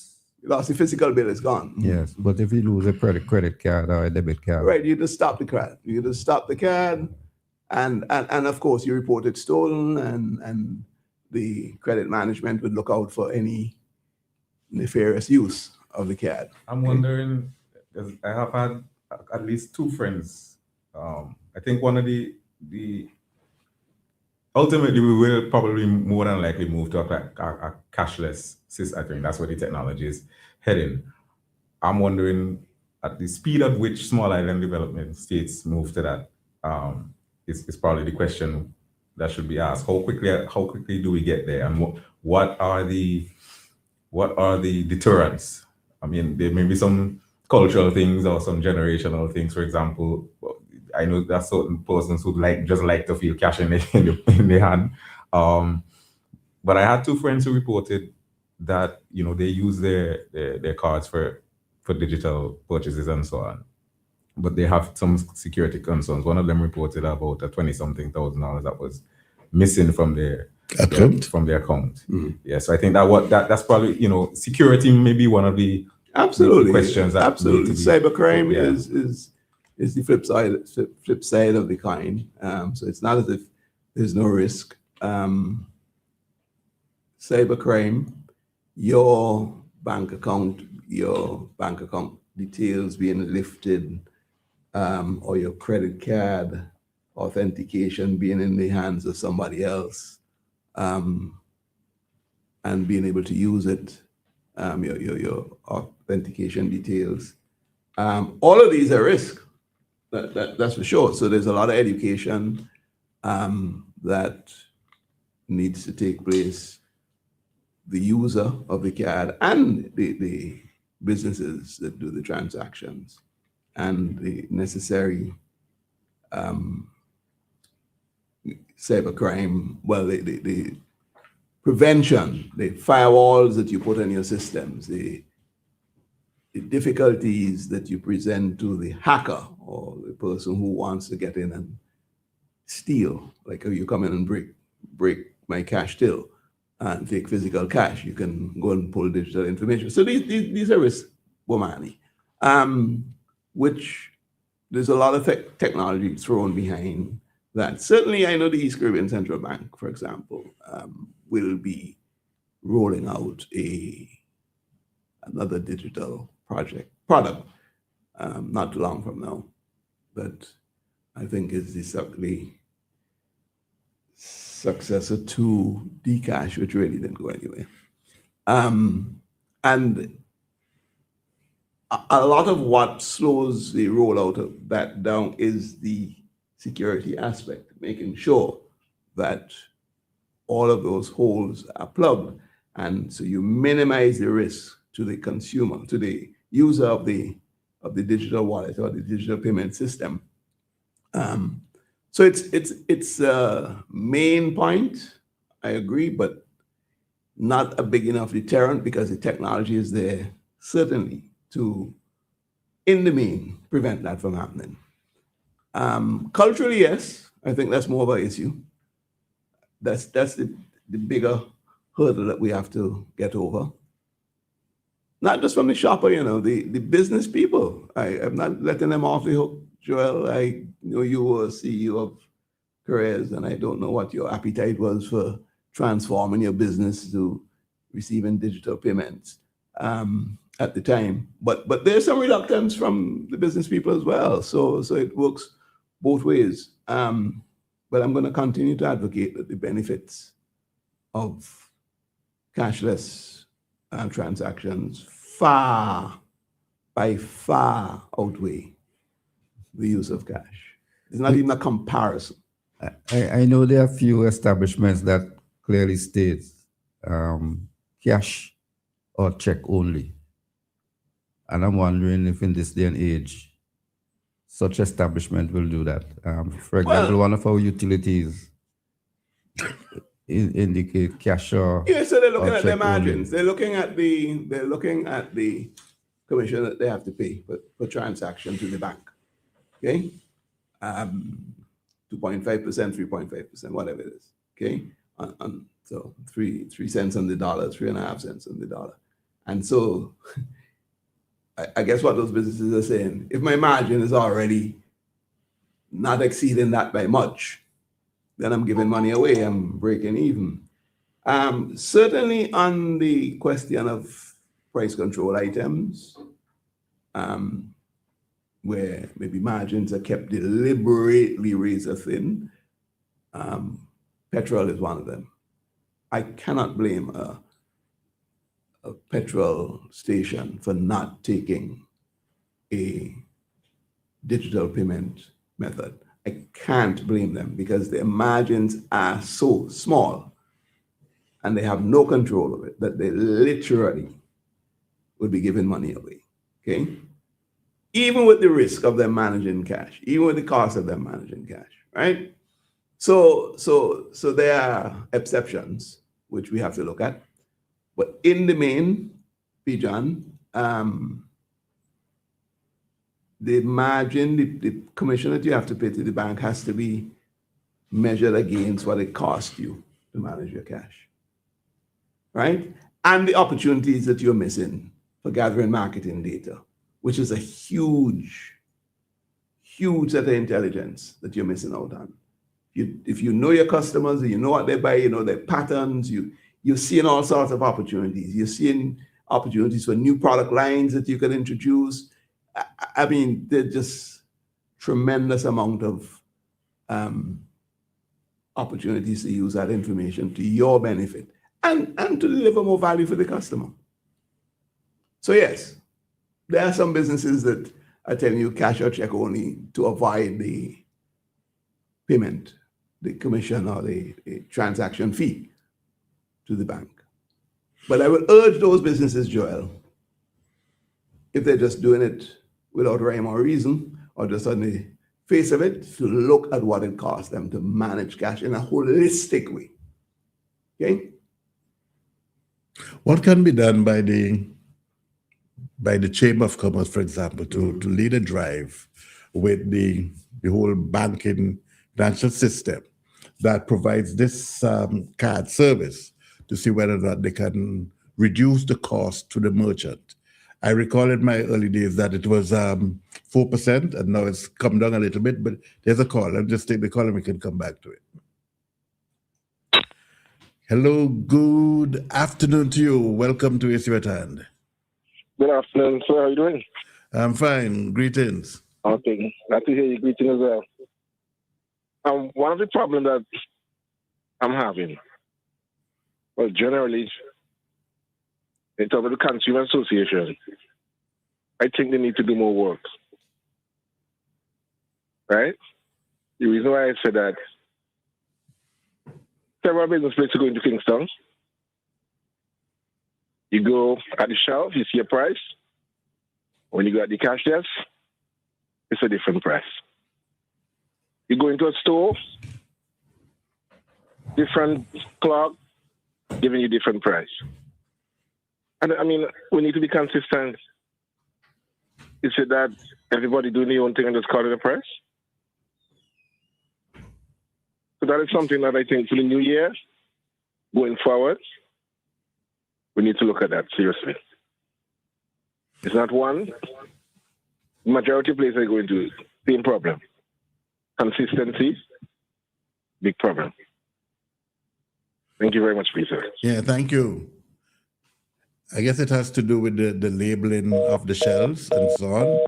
And then items move around the shelves and so on.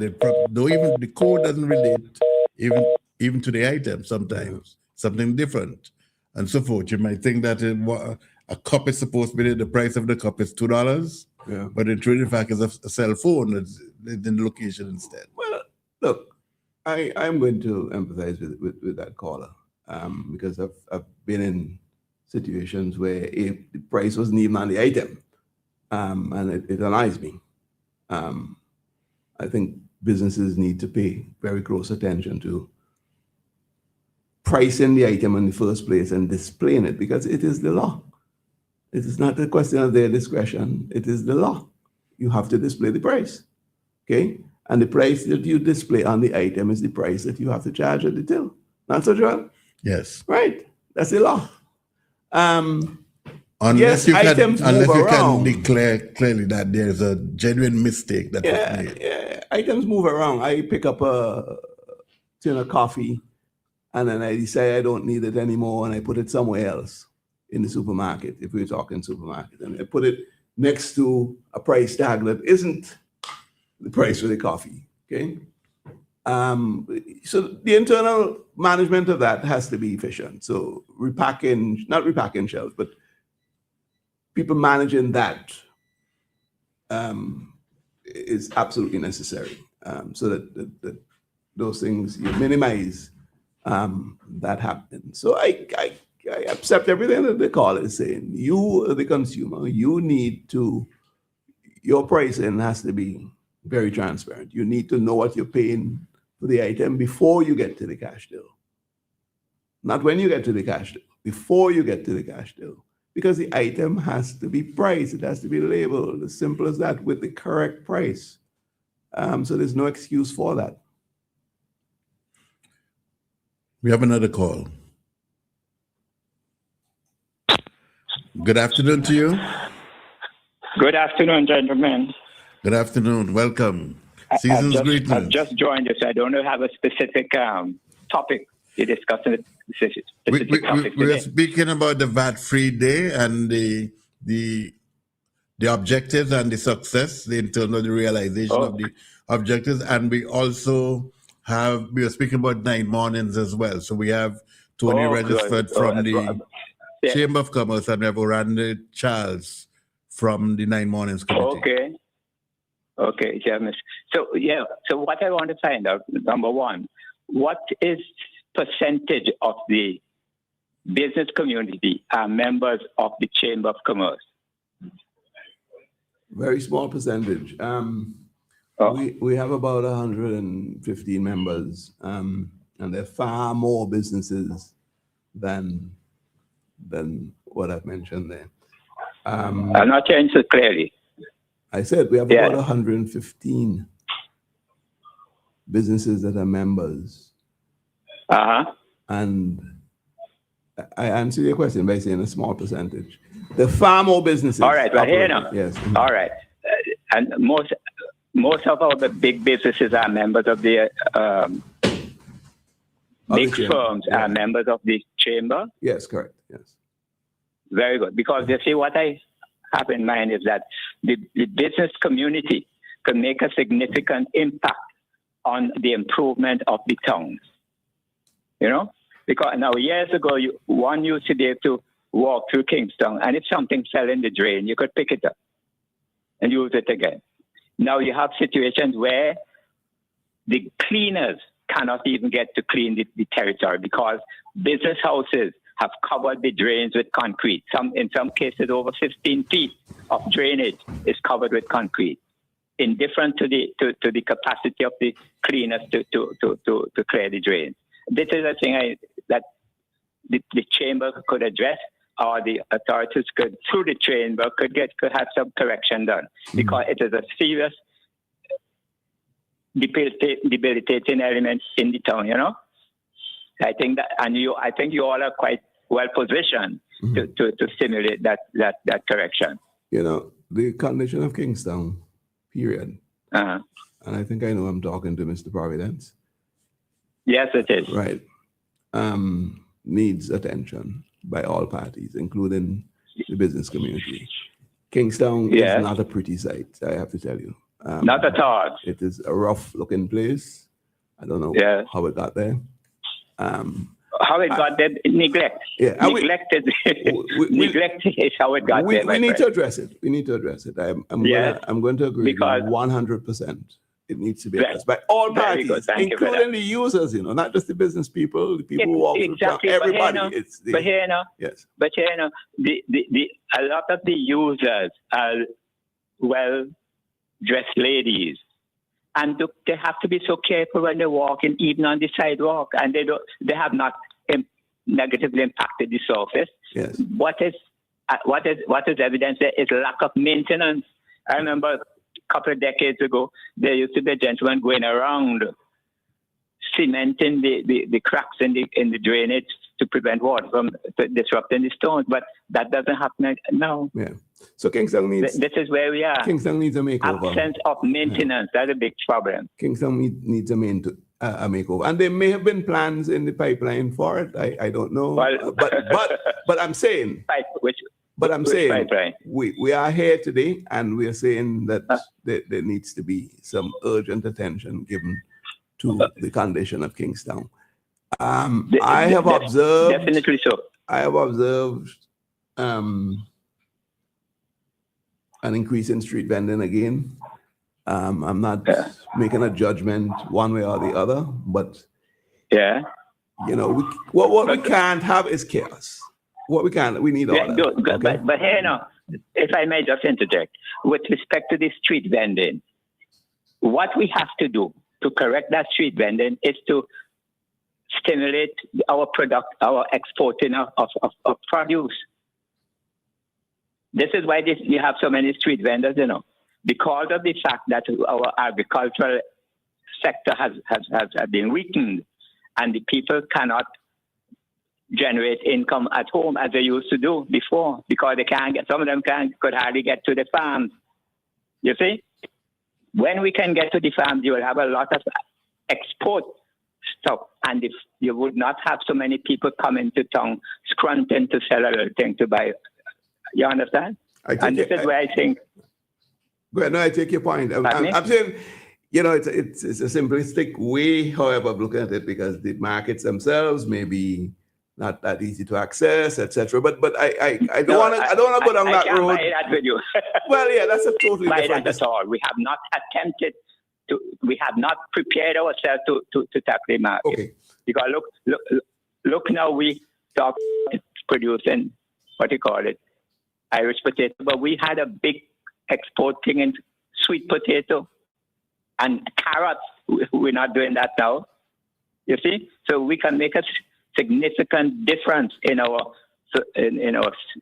status if we stimulate activity in our agriculture again. So I am depending on gentlemen like you to use your influence to get the authorities to the new people have promised that they're going to think. So we have to encourage them and guide them along. Yes. Thank you very much for listening, my friend. Thank you, Mr. Providence. Thank you. I can go on further to tell you, Joel, about VAT-free day. Some of the points I jotted down. So I'm kind of going back to the experiences some of the businesses had. Crowd management was challenging as you would expect, for the businesses that I spoke to. Is it Providence? Sorry, you're still there? Singer Bear, yes, he seems to be on the line. Okay. Yeah. For example, Singer, CD Bear, had to get the police to do crowd control on that VAT-free day. This is how chaotic it got. CK Graves in Kingston were trying to regulate the people coming in at any given time, and they had to abort that at some stage because the scissors door that they used as the barrier got broken. Yes. And I saw bits and pieces of video reels with crowd management issues. So for sure, that was to be expected, but and it's not necessarily a downside of the day, but a challenge nonetheless for the business owners. The items, I don't think we focused on that. What were the items that really moved on VAT-free day? I guess we'll get more specific information, detailed information.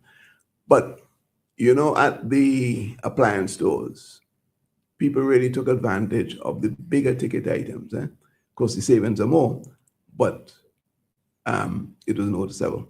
So fridges, stoves, washing machines, they were highly subscribed. Okay. TVs. So while irons and other small appliances were also part of the mix, people really did take advantage of the bigger ticket items. And they may have either advanced a purchasing decision. I always wanted to put a TV in or replace my TV, whatever. They were pondering, and the VAT-free jolted them into action. You're not going to get another opportunity like this soon to save 15%, plus maybe the store itself had a discount on top of that. So that influenced their purchasing decision. And as you know, Joel, discounts influence purchasing decisions. A decision that a purchase that you would not necessarily make. You want it, but you don't want it necessarily now because maybe your cash flow is not, it can't be accommodated necessarily in cash flow. But then you get this golden opportunity to maybe put something else on hold and buy this particular item. So the VAT discount is no different than any discount that is being offered. But what I'm saying is you saw that pattern of the response by consumers. So I guess I say that all of that to say that our consumers, they are clever, they are tuned in, they take notes, they're smart shoppers. I know of a particular lady who went to Wrong Tongue, went to Coates, went to different places and so on to check on prices several days before. And she knew exactly what she wanted. We have another call on the line, so let's take this call. Hello, good afternoon to you. Good afternoon, Joel. I see you are in the big chair. Just for today. Dr. Cleve Scott, welcome. Good morning. Good morning, Cecil, wherever you are. Wherever he is, but he's busy dealing with his seasonal obligations. Yeah, but he has done a wonderful job throughout the year, so we wish him well, and he'll be back next Sunday. I want to speak firstly on the issue surrounding U.S. international relations, or to put it more precisely, U.S.-Caribbean relations. You in your introduction, you covered it, but I think we need to expand a bit more on it. And I would begin by saying that we need to remember that U.S.-Caribbean relations go way back into the 19th century. We have to think about how the U.S. came into control of Puerto Rico, the U.S. Virgin Islands, how the U.S. got part of Texas, which we know, part of Mexico, which we now call Texas. And students of Caribbean history would tell you about the Monroe Doctrine, the Big Stick, and dollar diplomacy. So that I want to say to listeners, the U.S. approach to hegemony in this hemisphere is nothing new. What we will call it in the future, I don't know. They probably will attach something to Trump to it. But all indications were there for a good while that the U.S. would intensify its efforts in the region in relation to Cuba, Venezuela. In Central America, we had a resurgence of the left in Nicaragua and Guatemala. So it was just a matter of time that with the return to office of President Donald Trump, that he would then intensify his actions. What I don't agree, however, is the position articulated by my colleague, Professor Justin Robinson, and if he's listening, I hope he could call in. Right, Cecil? Sorry, that's Cecil. Yeah, that's all right. Go ahead. Yeah, because he, in an article he wrote, he asked a question about whether we are facing another Cold War. And I don't see any indication of a Cold War. I just see the indication of the U.S. continuing its traditional foreign policy with the region. And we could go back to the Dominican Republic, where under the days of Trujillo, we could go back to Haiti, where the U.S. was in Haiti for an exceedingly long time. And you, Joel, would know about U.S.-Mexico relationship from the period of the Zapatistas right up until present. So I think that your observations are quite in order. I pause for your response. My response is in the form of a question. How should the Caribbean respond to the present situation, hegemonic or not? We recognize all that you have said, going Monroe Doctrine in 1823 and even before and so forth, right up to now. But how do we respond as 15 disparate units or as one collective body? And how do we negotiate? How do we present ourselves in our discussions with the United States? Good. Now, when we look at the current political makeup, we could see silos, we could see subsets. For example, it was clear that St. Vincent and the Grenadines under Prime Minister Ralph E. Gonsalves, Dominica Skerritt, Barbados, Mia Motley, and for a good while, Guyana, Ali, they all kept one head along with Trinidad and Tobago. Okay?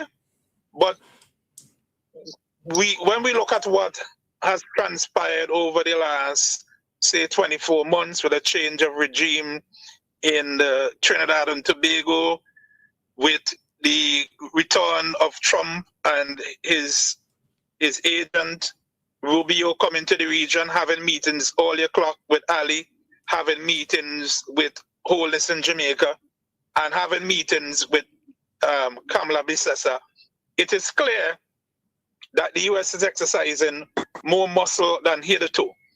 That Trump is more aggressive in attempting to dismantle alternative systems, alternative approaches. We know about TCP Alba with Venezuela and other Latin American countries. We know about the BRICS. So that the U.S. is looking at its own interests, especially oil. So how do we respond? Trinidad and Tobago has clearly indicated how it's going to respond. There's a press release that was put out by the Prime Minister of Trinidad and Tobago that clearly states that Trinidad and Tobago's interest is synonymous with U.S. interests. Guyana, too, has already indicated that the interest is with the U.S. because of the oil investment. Now, when we look at Antigua, where Professor Justin Robinson is located, they put out a statement that says that they are not in support of the CARICOM position on the U.S. visa issue. So that Antigua and Barbuda and Trinidad and Tobago clearly are moving away from the CARICOM position. Now, the issue is, going into the next couple of months, would CARICOM shift more towards that U.S. Trinidad, what we want to call it, subset grouping? Back to you again. Well, we heard the first thing that we heard from Prime Minister Brown of Antigua, and we couldn't well, we can see the link, but he did not state specifically the link between the U.S. position on the rescinding of the visas for Antigua nationals to enter the United States, immigrant and non-immigrant. Well, non-immigrant. But it did say that, look, the Cuban medical mission program will be examined and possibly discontinued. So how do you see a link between visa restriction and the Cuban missions in Antigua? And how do you extend it to St. Vincent and the Grenadines and elsewhere in the region? Well, when you go into negotiations, Ambassador Ron Sanders, immediately after the announcement, held negotiations with the U.S. officials. And shortly after, they put out a release saying that the U.S. has agreed to ease on Antigua and Barbuda. And immediately after, Prime Minister Gaston Brown announced the position on the medical situation, the Cuban medical. It is only logical to some people, someone like me or perhaps you, to conclude that in the negotiations where you give and take, that they agreed to sever relationship with the Cubans. Now, in St. Vincent and the Grenadines, we'll have to wait and see where Prime Minister Godwin Friday would go with this and where Foreign Minister Bramble would eventually say. We do know from reading in the press that Prime Minister Friday and Foreign Minister Bramble have been having meetings with the different missions, but they are yet to put out a position. So perhaps coming out of this program today, we might have an acceleration of our declaration as to where St. Vincent and the Grenadines will go in the future in relation to this position. Don't think we have that clout, but certainly we can, as it is there in the air, certainly we'd like to hear, what is the position or share the news with the rest of the people of St. Vincent and Grenadines and the diaspora. What is likely to happen where the Cuban medical mission is concerned as one. But not only the Cuban medical position, that citizens must be very clear as to what it is our foreign policy. And we shouldn't be thinking it's around us, and we need to know where we stand. So we anticipate perhaps before Christmas we could hear a clear indication as to whether we are still at the negotiation table or we have taken a position. And I don't want to take up time. We are almost close to 1 o'clock. And we hope that we could have some more calls looking at this. And I wish Cecil all the best for the season. Cecil, I'll see you somewhere, we drink something. Thank you very much, Gerald. Okay, thank you very much, Dr. Cleve Scott. Okay, but this is a topic that requires a lot of discussion, and it's quite a sensitive issue, and certainly it's your time with the take a decision, not for the remaining 17 minutes or so of this program, but certainly sometime in the near future. Perhaps it's a topic that we can return to after we are seized of good, pertinent information. I want to ask a question and then come back to Bomani in relation to 9 months. But this is a question to you, General, because as you can see, we were speaking about the VAT-free day, and then we segue into it branched up into other things that are related, which basically speaking about efficiency of doing business and so forth. And I was thinking, how would the VAT-free day could have worked, say if just 40 years ago, when persons would have had to come into town, go to a bank, line up in the bank and get X amount of dollars and so forth, and what it would have been then as compared to now, when it is so much easier, whether you have a debit or credit card or the ATM machines around and so on, that you can get money quite fairly quickly and so forth. And it's back to say that the economic growth is spurred or it is helped, facilitated by an efficiency in the economic ecosystem. And I don't know if you'd want to comment on that. Comment, but also zero in on economic activity drives economic growth, right? Positive economic activity. So, look, the easier it is, or the easier I make it for you to spend money,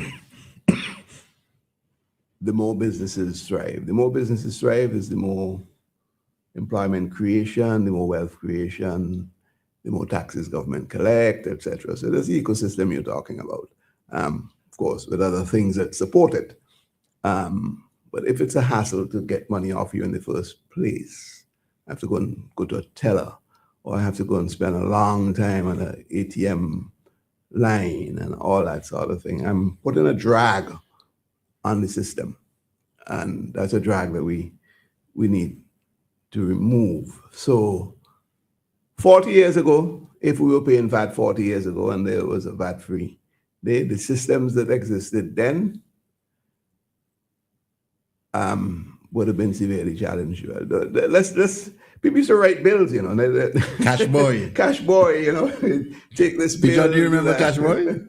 Right? Oh, Pigeon is not old enough. Okay. And if I say that about Pigeon, well, I won't go by Bomani. Yeah. You could. Bomani, ever heard about in your history text about Cash boys?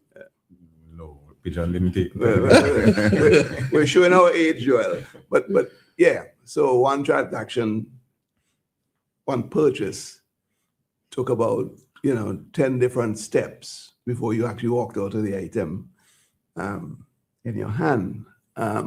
Well, it would just be impossible to do a VAT-free day. You'd have to have a VAT-free week to accommodate the demand. So we need efficiency in the ecosystem. That's basically it. We have to have as seamless as possible transactions that are done. And I'm just talking about consumer to retail interface. That's all I'm talking about. The bigger macro things that support the ecosystem that cause for other conversations. Yeah, I want to read something quickly. I know that we have but I just want to read this from a friend of ours, a well-known accountant auditor in St. Vincent and the Grenadines, and he made some comments. I won't call his name necessarily, but he had said that there are a number of economic benefits that would have been realized as a result of the VAT-free day. And the VAT-free day was an economic stimulus because of the increase in purchase power of the general public. Additionally, the government loss of revenue would be less than the 16% loss of VAT revenue. Mm-hmm. Because of the increased activity, the income tax would increase, which would help to offset the loss. We're talking corporate tax of VAT, right? Business would have benefited from the reduction in inventory holding costs, mm-hmm. which is something that we generally don't talk about, but the larger business would understand. And some of the people that I spoke to actually made that point. Yes, okay. So as a result, you reduce some of the stock that has been around for several months, if it, and so forth, and that's wonders for the business and so on. But what he's indicating here as well is that merchants need to perhaps invest in better point of sale systems. Absolutely. And so on. So implement more robust point of sale systems and so on, because the processing time at some of the cash registers is still too slow. All excellent points. Yes. And going forward, merchants need to discount their slow-moving inventory items and reduce their holding costs. So don't wait until a VAT-free day or a Black Friday or anything like that. You have slow-moving items, turn them over. Let the people know that they're available. So something is $100, is moving a bit slower than you would want it to be. Mm-hmm. Convert that into cash and let the person who wants the item, sees a benefit in the item, come and buy it and so on at a reduced rate and so on. So that's how everything goes around to the benefit of the entire system. Yeah. All right, so that's by and large what you say, but at the end of the day, it's all of us together in this, and the discussion that should take place, and this is what I am adding now, the post-VAT-free analysis in January or whenever, perhaps we don't have to wait until after the 15th of January, when all the payments and submissions for December would have been put in.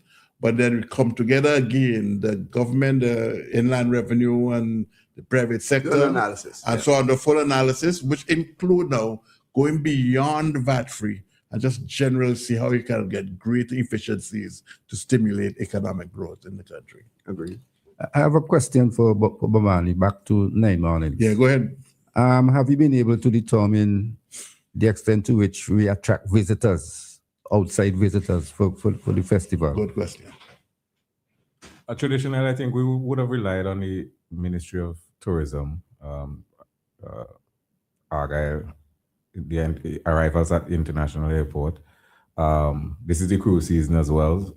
So there's general visitors that come for various reasons. I think there's been an argument as to whether or not people come specifically for 9 mornings.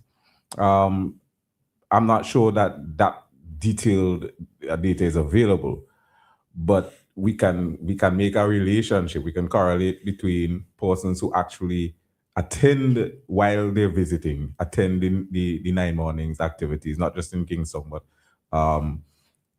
in the rurals as well. What we can observe with our own eyes is returning nationals who would associate themselves with the festival. So they more and more they're beginning to include their reasons for coming, aside from visiting family and coming traditionally for Christmas.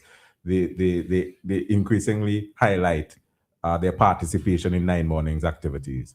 So hopefully in future we're able to focus in on that specific data to have that direct correlation.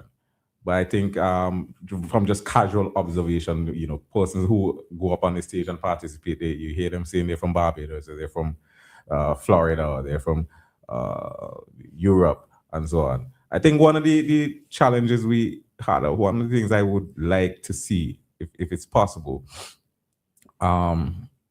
is to see how we can have the participation of the cruise ship visitors. That conversation will have to take place, of course, above my pay grade. But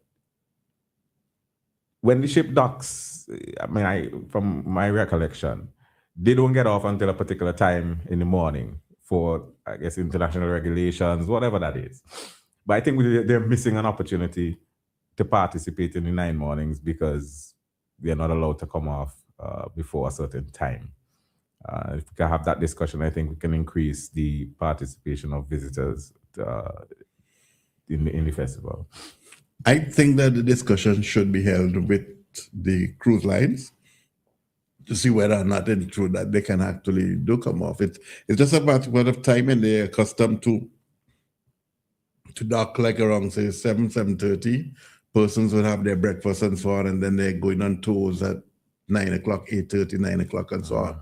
But it doesn't mean that they cannot get to the port, Kingstown, earlier. Sometimes they must be just out there in the channel, right, just killing time until it's to come in. They can come in earlier and so forth. And once they showed about security and certain things in place, I see no reason why it can't happen, but it has to be negotiated and so forth. I just wanted to add just 2 things quickly, Pijan, to your question. I observed on VC3 that the MCs invited some persons to come on stage, and it looks as if they not only were they returning nationals, but they had their children with them. I assume that they were like US born or Canadian born children, so on, up to participate on stage. And I said, what a way to pass on the culture, to tell them about 9 mornings, wherever they live, New York or Toronto, wherever. And then they're here in cinemas, and then the children get to learn about something. And then the children get big, they get old, and then they do the same thing and on and on. So you can actually run this tradition through generations and so forth. And I am very clear, coming straight to home now, because I have a niece who's been coming to St. Vincent, born in the United States, regularly. And so now she's an adult, and she has her 2 children, 6 and 9, in St. Vincent, and they have been to 9 mornings as well as to the 9 nights and so on. Right. And it means a lot to them. And they, so and it's important. And then they can always tie this back to economic activity and so on later on, because as persons are born out there and so on, they say there's a link between St. Vincent. There are remittances, they come, they do lots of different things. Our diaspora is very important, and we have to use cultural and other means to maintain that link between ourselves and them. Agreed. All right, so I see that we are now about 6 minutes. I saw Bongo Shaka was making a call a short while ago. He can have the last word if he so chooses, Bongo Shaka, or if not, we will proceed to wrapping up. Anything you want to close, Pijan, in the meantime, in relation to the season, or to the fact that, well, we have Parliament in a couple of days. Someone sent a message that St. Lucia's battery is actually tomorrow. I think I said Tuesday. Bongo Shaka's with us. Bongo Shaka, you have 2 minutes, unfortunately, but greetings to you. Yeah, thanks a lot. I didn't want to make a time imposition on you, but you understand how school keep it. Yeah, I know it is. And I inform a comrade for the extension. Tuesday ain't gonna give me that. So yeah. Give thanks, greetings to each and everyone. As I said, Bongo Shaka here. Thanks for the information this morning, right? But the brethren there from the Chamber of Commerce, right? I did want to know what is his opinion on hire purchases, right? Because I think it's an unscrupulous business practice, right? But I'm not going details. I know everyone on the panel and who listen about it. I'm looking further down that this thing must be stopped. Years ago, Mr. Campbell tried to issue some laws to pertain towards it. It was started to develop, then it never made fruition, right? And there's some unscrupulous business people in this country here that just keep jacking up prices on items. And I think a lot of shoppers need to be more wiser. Some people just go and pick up a thing on the shelf because they know they bought it for last week for $2.50. Some it goes up to $2.75 or $3. They don't notice it, right? And I ask myself sometimes, tax and caution don't go on the customs on some item. But every so often, people put on 20-25% extra cost. A pack of biscuit, $2. When you look, it gone up to $2.50. That's about a 25% increase. And I don't know why they does it. And I'm looking at Mr. Rutherford that some checks and balances need to be go wrong before that. These zone areas that you have controlled prices. In particular, I noticed cooking gas. There's control item and there's certain zone that is supposed to be sold for $39 and some people sell for $42 and so on, right? This is something I have proven and witness of, okay? And in that right, even sometimes the sugar, the rice, when you be selling for $2, some people have for $2.50. When you go for $2.05 for sugar, some people in the set zone where it's supposed to be sold for $2.05, sell for $2.50. And I think I usually go in Suma and tell them there's a law passed that every individual item supposed to be priced. I say you all need to travel.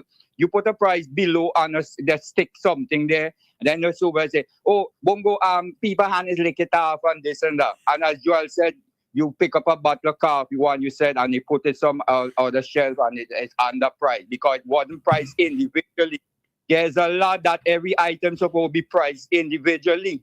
Okay? I had a problem like that. One price there, when you go to the cashier, the cashier say a different price in our system. And the supervisor come and say, okay, I say I'm not paying no price on where the system is saying. I'm paying the price what's on the item. And then she decide, okay, Bongo, pay the price what's on the item. So these things need to look into. There's too much people ripping off poor people. And there's a very poor people that shop in your supermarket business place. You know? As one brethren said about Roland, you go for $5, it goes $7, $10 or whatever.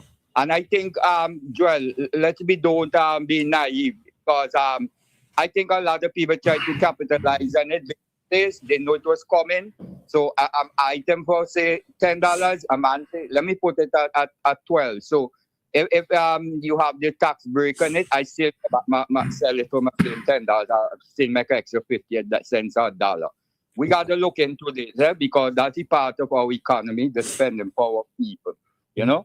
So well, all I can say to that is that the Inland Revenue Department said that they've been looking into it and maybe they would be able to shed some light maybe after the Christmas. Yeah, man. All right. We step up. And thanks a lot. Appreciate that. And I hope, sister, what you doing? Making ham thing or what? Buying ham? You wife, you buy me in the kitchen. I hope you invite all over now. So, you know me. Hail them up right well. Yes, okay. And thanks a lot. And Bomani, how your daddy doing? I haven't seen him for a while. He's okay? Yes, man. He's okay. He's on the farm as usual. As usual. Hail him up for me, man. Very good brethren, man. Have a good daddy, you know? Yes, yeah, man. Bless up. All right. One okay. All the best. All the best to you, Bongo Shaka. We have as we close the number of other activities in addition to 9 mornings. Is there anything else taking place during the Christmas? We maybe just one more for this call. Just 1 second. Ooh, hello, good day. Yeah, I agree with the caller on the salary. It's good. Some of them price tracking up even more than $2. Can't hear you.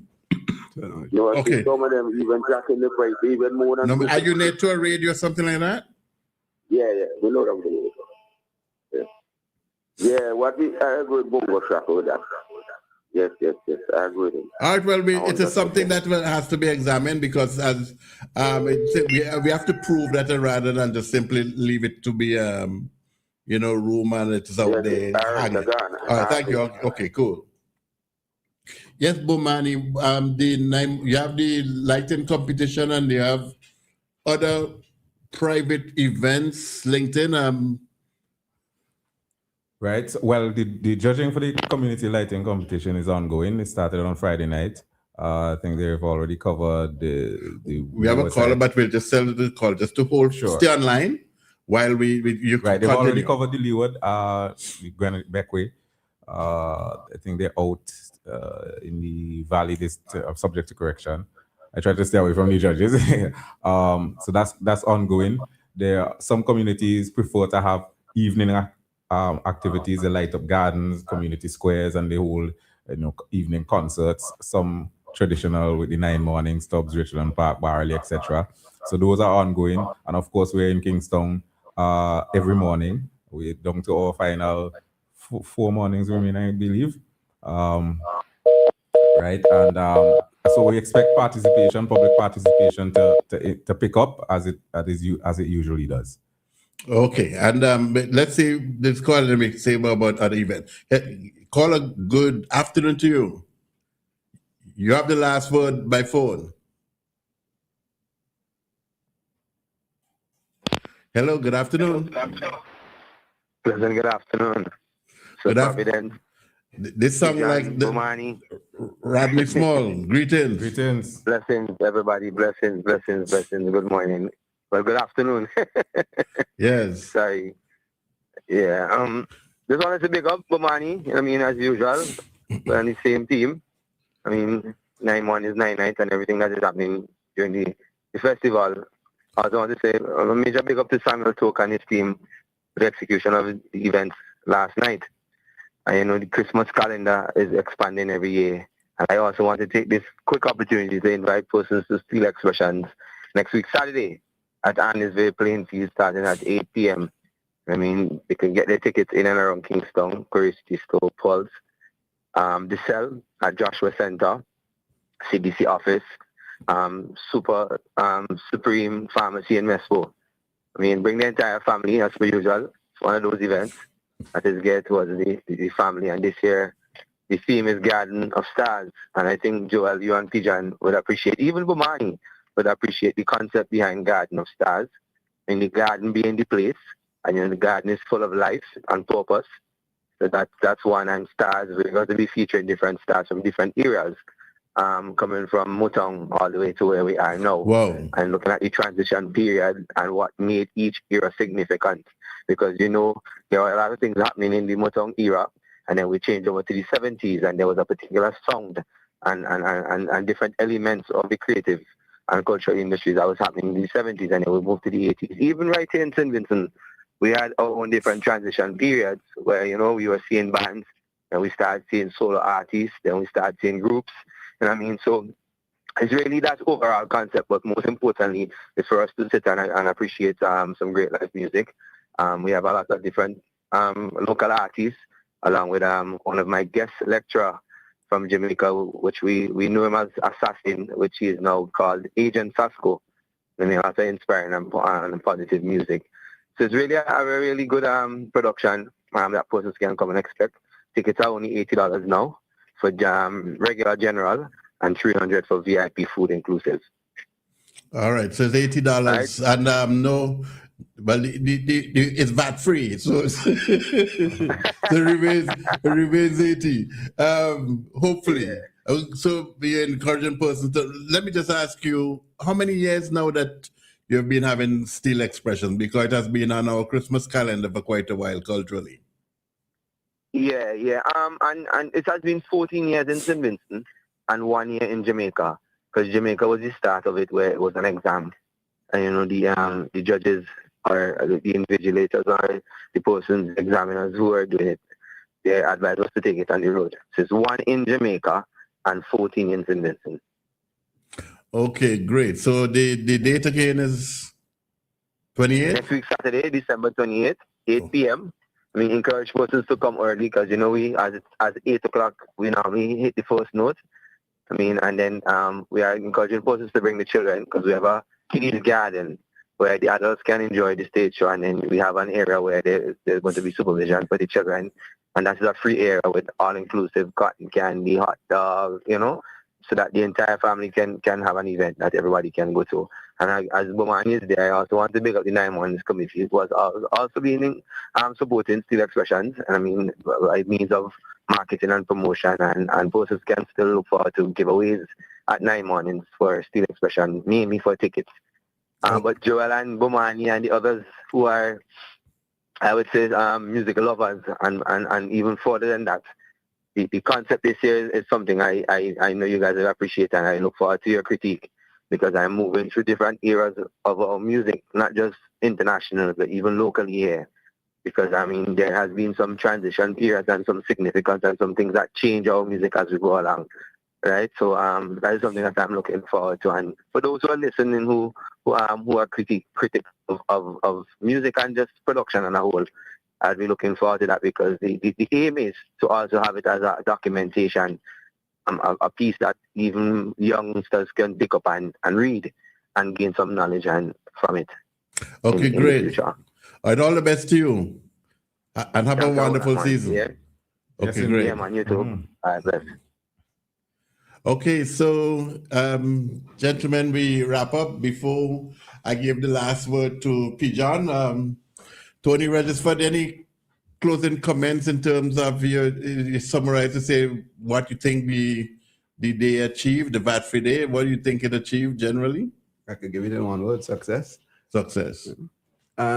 Yeah, and lessons learned in terms of some of the snags, crowd management, those sorts of things. But this is unprecedented, so we now have notes that we've taken, and as we go along, we refine. Okay. But successful. Great. And Bomani, 9 mornings, you're satisfied with what's happened so far? And if you can close with a pitch for the remaining days? Yes, of course. So far, so good. And I continue to urge persons to embrace our unique cultural tradition, 9 mornings, celebrated nowhere else in the world. Venture out in the communities, show support for the initiatives and activities of all the various participating communities. And we have 4 mornings to go. Let's celebrate Christmas. Let's celebrate the festival. Let's continue to build on the growth of this festival. Great, great, great. Pijan? Yes, I want to thank the brethren for coming this today. It's quite an interesting program, and particularly hope that persons pay attention to the lessons learned from VAT-free day as expressed by the gentleman from the Chamber of Industry and Commerce. Great. So St. Vincent and the Grenadines, a beautiful place to be. And we 2025 Christmas season should be a good one for everyone. And we certainly would like to take this opportunity, it's your at hand, to wish all the regular listeners to this program a very beautiful, peaceful, harmonious, happy, family-driven season. And 2026, fantastic for all of you and your close ones. Mm-hmm.